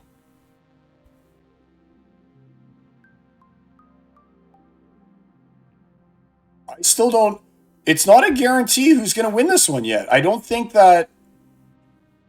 I don't think. Oh, that was a really good hit for him, though. No. Oh, that miss. That was a hurt and miss. It's possible that retaliate. Come on, another retaliate. Another retaliate, and I got a good chance. Retaliate! It was a double retaliate! Ooh, it's not over yet. It's not over yet. Another retaliate, followed by my own strikes. Oh, man. It's getting good. It's getting good. I thought that it was over, BBT. I thought it was over. It's not necessarily over. Do something, team. Oh, my gosh. This is so crazy. It's so crazy. Oh, I can't believe it, BBT. That was awesome. What a match. What a match. I don't know. I don't know, man. Yoden is Yoden. I mean, Yoden's Yoden. Good match, BBT. That could have gone anywhere. That was like down to the last couple guys to decide who did it. Right? That was awesome. All right. Who wants another one? Let's get in here. Someone send me a challenge to silence. Let's do it live on air. Come on, guys. This is what you've been training for your entire lives. This is your moment. You're all Splinterlands players. Bring it to me. Send it bronze. I don't care. I'll do bronze. I want to give out some prizes before it's too late. I got at least 2 more matches in me here, and then we've been streaming for like 2.5 hours, and we're gonna have to call it quits here. Someone will get the challenge in. There we go. Walk the grid. It's bronze. It's bronze. Let's accept. No sneak, no snipe. Good luck, walk the grid. Let's see how things work out. So no sneak, no snipe. You know what I like to do sometimes? Is I like to use Yasik. Because Yasik, you're next to Dreen, and that's it. You're the final person to Dreen 14. I find sometimes when it's no sneak, no snipe, people get overconfident. And they put some tank in front, expecting that no one's going to get into their back ranks. I sometimes like to use Yasik, just to be like, hey, what's up? Oh, I guess you forgot that I could get in there and still hit your guys, you know? So I don't mind using Yasik there. I don't have any speed buffs, it looks like, though, right? 10. I'm not good at bronze. Hopefully I make the right decisions here. But again, like I said, it's not my finest choices. Maybe I just go for like a really defensive build with Lurker in front. Is that how you do it? Do you just go defensive, put Lurker in front, and just hope for the best? All these guys are so trash. All right. It's getting tough for me to decide on the last guys here. You got such a high speed, sometimes I like throwing you in because you're hard to take out afterwards. And we got 2 left. Scabble Firebolt. Man, bronze is not a good one, is the way I will phrase it. You got Scavenge, you got nothing. You got Cleanse? You got Reflection Shield, okay. I'll go it like this. Do I have anything at 5? Do I have that guy? He has no healing. Alright. And you've got 2 for 5. Yeah, let's get rid of the Blood Maker. Let's instead put in the Djinn again. I'd rather have the Djinn, I think. And the Blood Maker. Countess Sinash for 8. Is there a better 8? Yeah, I'm one of those guys that takes forever. Honestly, it's always down to the last couple seconds for me.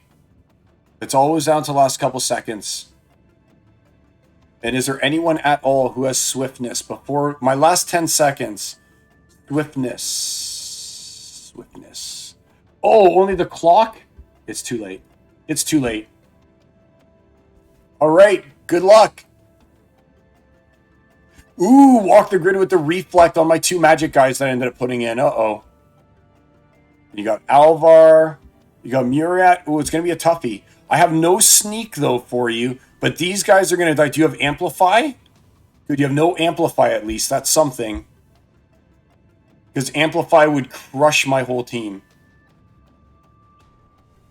Is it like True Strike or something?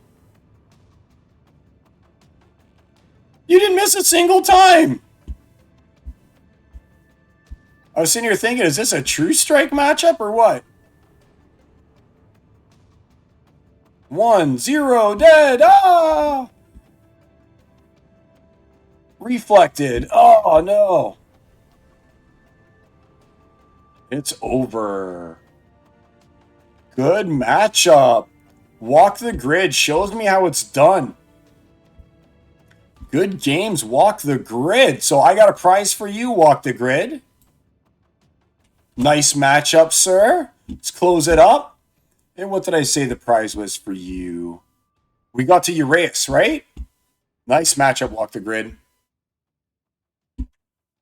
Let's give you one right now. Are these mine cards? Oh, I don't have any. For sale. Gotta go. Whoa, look at all those 2-4. See, these were rentals. I can tell because it used to be profitable to rent out 2-star. So it's Amelka. Either A, had a bot farm and each one of the bots was equipped with it, or B, had a rental farm and was renting them all out. Because, I mean, why else would you have all these 2-star 4s, right? That's pretty much what you rent them for. Because for a while, Splex said that that was the highest rental. So I'm actually going to buy 3, because I'm going to throw in a Ducky Doubler for you guys. Just in case I don't want to not have the Ducky Doubler ready for you. So, do me a favor. Let's try this. Keyword is going to be walk. Try and type in walk for me, guys. I want to see if this Nightbot is going to work. All right. If you guys could type in walk for me, I'd appreciate that. I want to see if Nightbot is going to pick it up properly. There you go, Walk the Grid. There's your Uraeus. Thank you, sir. Good little beatdown for me. And who's still in queue for the battle? Jabby. Adrene 14 is the one who's in there. All right. So let's just see. Does walk work? I just want to know whether or not this Nightbot is even working. Walk. No. See, it doesn't even work. Walk, walk, walk. Keyword walk. Stream chat. 0 eligible users. Keyword walk. Yeah, see, it's not working. Click users. Users. I think that users, though, that turns it off, right? So I have it off. I have it on. That it should be regular subscribers and users that all work. Yeah. So that's weird that it's not working for me over here. I'll have to figure out why that is. But I'll just add you guys manually here, I think. If that's what we got to do, that's what we got to do. Maybe I'll ask Ron. Maybe Ron can help me out with this. Either way, I got you guys here. Let's just pop you in manually, I suppose. I'll figure that out, okay? But for now, it's the manual pop in, just like I used to do back in the day when I first started streaming. So Walk the Grid. We got Walk the Grid. We got ADN, ADNZY,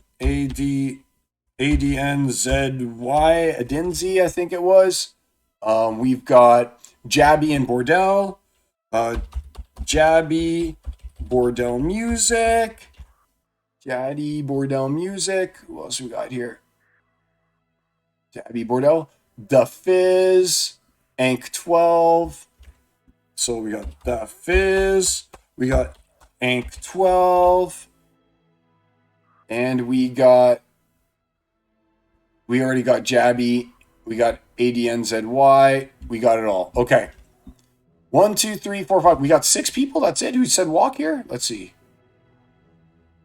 1, 2, 3, 4, 5, 6. Yeah, and you were twice. Okay, cool. Oh, Arnie Boy. We got Arnie Boy in here too. You didn't say walk, but let's just do it. Arnie Boy. A-R-N-I. A-R-N. Arnie Boy. Okay, we're good. Let's do... Oh. Edit list. Edit list. We almost forgot. The Ducky Doubler. If we win with the Ducky Doubler, whoever it is on here gets twice. Gets double the Uraeus. Let's set it up. We'll do an 18-seconder. Good luck, everybody. So this is for Uraeus. Maybe 2 Uraeus.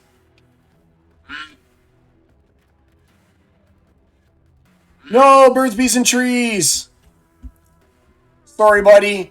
We'll get you in on the next one. Adenzi. GG Adenzi. ADNZJY. Send me your IGN. We'll get you next time, BBT.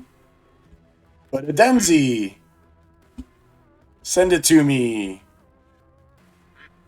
Let's go back. I'm going to leave all these names, but I'm going to add birds, bees, and trees. So, birds, bees, and trees. You guys are in for the next one, just to be safe, okay?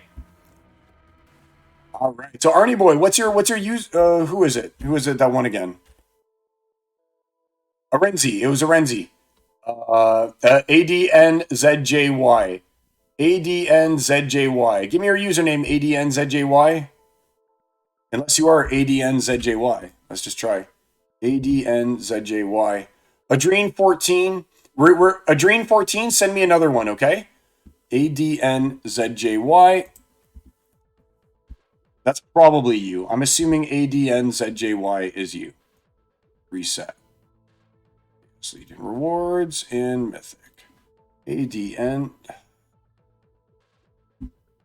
ADNZJY.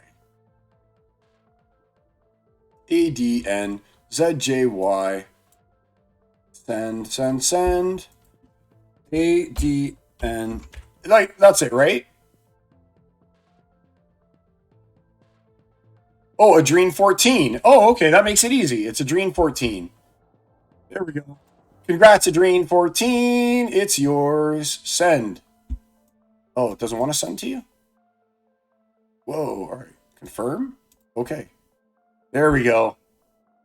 User ignored this transaction. It seems weird. No, it's sent. It's sent because I've only got one left.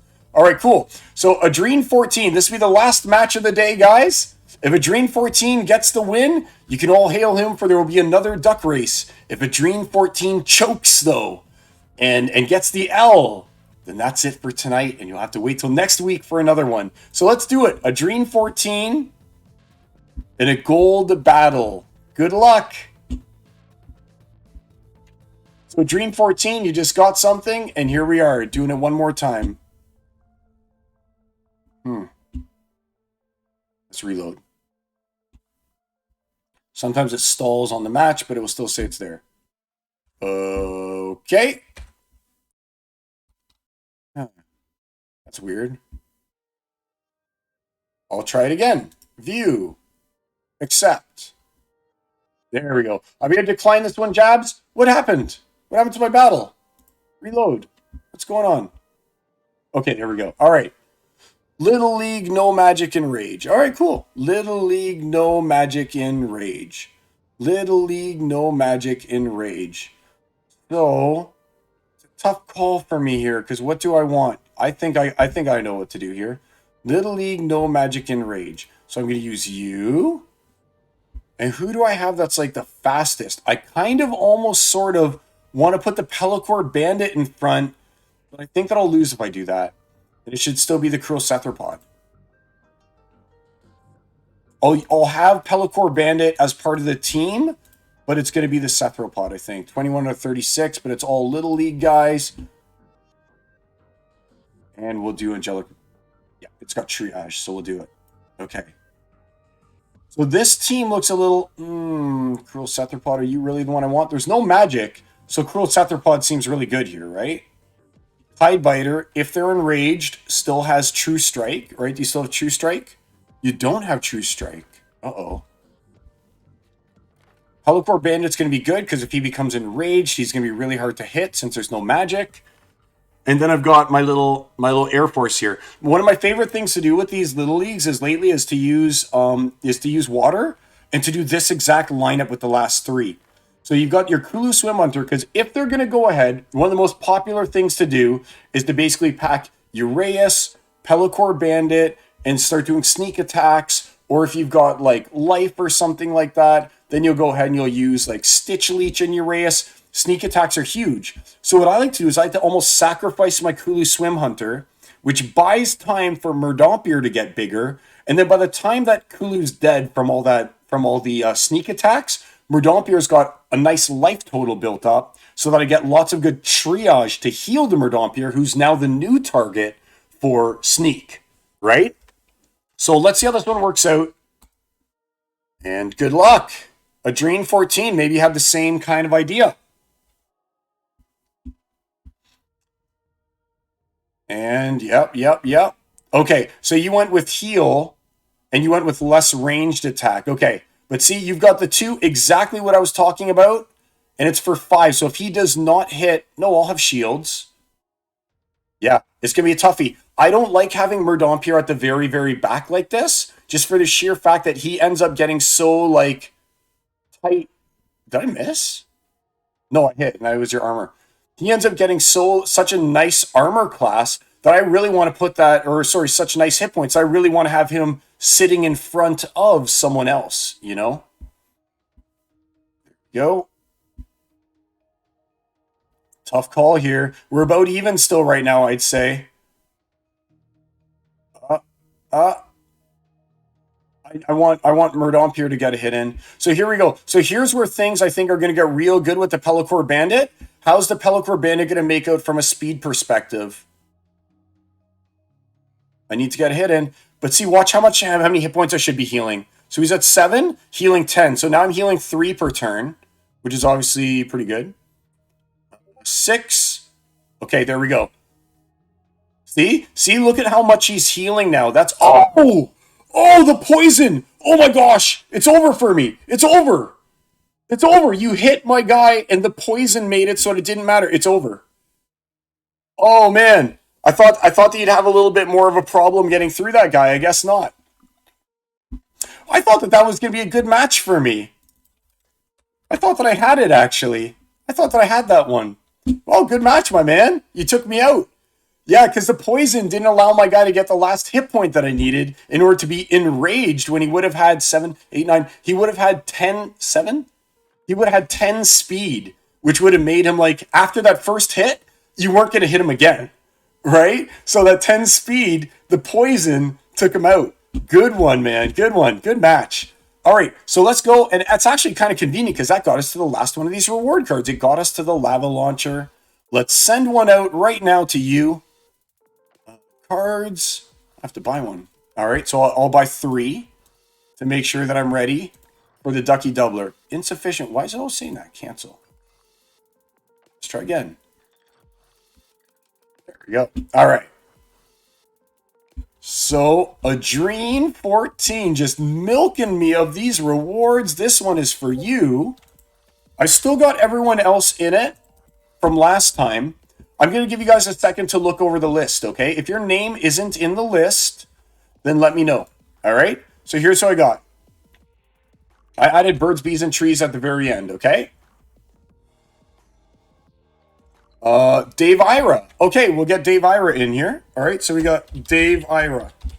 Welcome to the stream, Dave. So make sure your names are in here.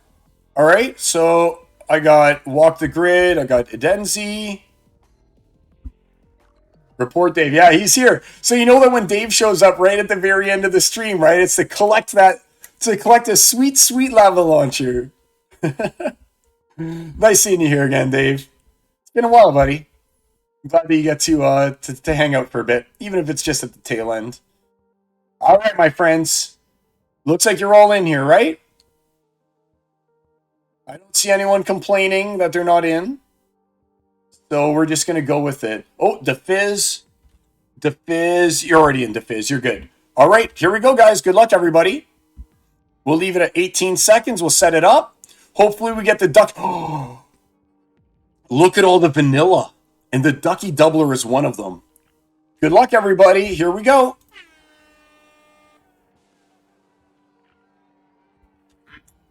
Get that quack on.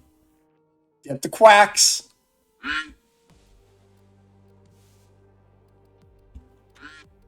And it's birds, bees, and trees with the purple duck. Nice work, birds, bees, and trees. What a way to end it. The BBT. You almost missed it last time, and then you got in for this one. And we are good. Exclamation mark drown. I love it. I love it. Birds, bees, and trees. Post me your username there, okay? And I'll go ahead and I'll hook you up. I think that you're probably just birds, bees, and trees, right? But you might have the 1, 2, 3. Birds, bees, trees. 1, 2, 3s. Yeah. So hook me up with your username, and I'll send that over to you guys. And meanwhile, so we're going to start wrapping things up here. If there's anything in particular that you guys want to talk about, let me know in the chat. We'll spend a little bit more time together chatting. But the stuff that I have here for us to do is pretty much like my target is pretty much at an end here for now. But again, if you guys have some pressing matter, you guys want to just like pick my brain on something, see where I'm coming from, absolutely feel free to ask, and I'll stick on a little bit longer for you. There we go. Send that guy out. I think we covered lots of stuff, so I'm happy that I was able to stream with you guys today. It was a lot of fun. Sorry I missed last week again, but I'm not going to stream if I'm just not feeling it, and then I'm just going to sit here and be like, you know, not into it. Not my normal vibrant self, you know? I was just, it's the first one I missed since, for a long time, since being part of Splinterlands TV and everything, right? But, yeah, it's a little less prerogative for me to have to be forced into sitting here for a while. Now I do it because I love it. And hey, look, it's even going longer than the 2 hours that I'm normally on for Splinterlands TV. All right. So cool. So guys, like I said, it's been an absolute pleasure hanging out with you guys again today. As you know, it is I, the Psy. If you guys like, share, subscribe, whatever it is that you're supposed to do, or follow, I think it's follow is what I'm supposed to tell you to do. That would be amazing. Appreciate you guys coming in and hanging out with us, hanging out with me on Thursdays. And I normally try and stream Thursdays from 9 to 11 at kind of like the minimum. But as you can see, it's like almost midnight here in Canada in Eastern Standard Time, and I'm still here. So, hey, no problem, Arnie. I enjoy streaming, and thanks for tuning in again. Hopefully, I'm going to figure out how to be able to edit these clips. And like I said, my goal would be that I can take this video that we made today, and I can kind of chop it into smaller parts and list that, and then we can like rehash our conversations. So, again, thanks everyone for tuning in. Hope to see you all next week. It's been a pleasure. And until next time, it is I, the Psy, signing off. See you next week, my friends. Peace. Take care, everyone.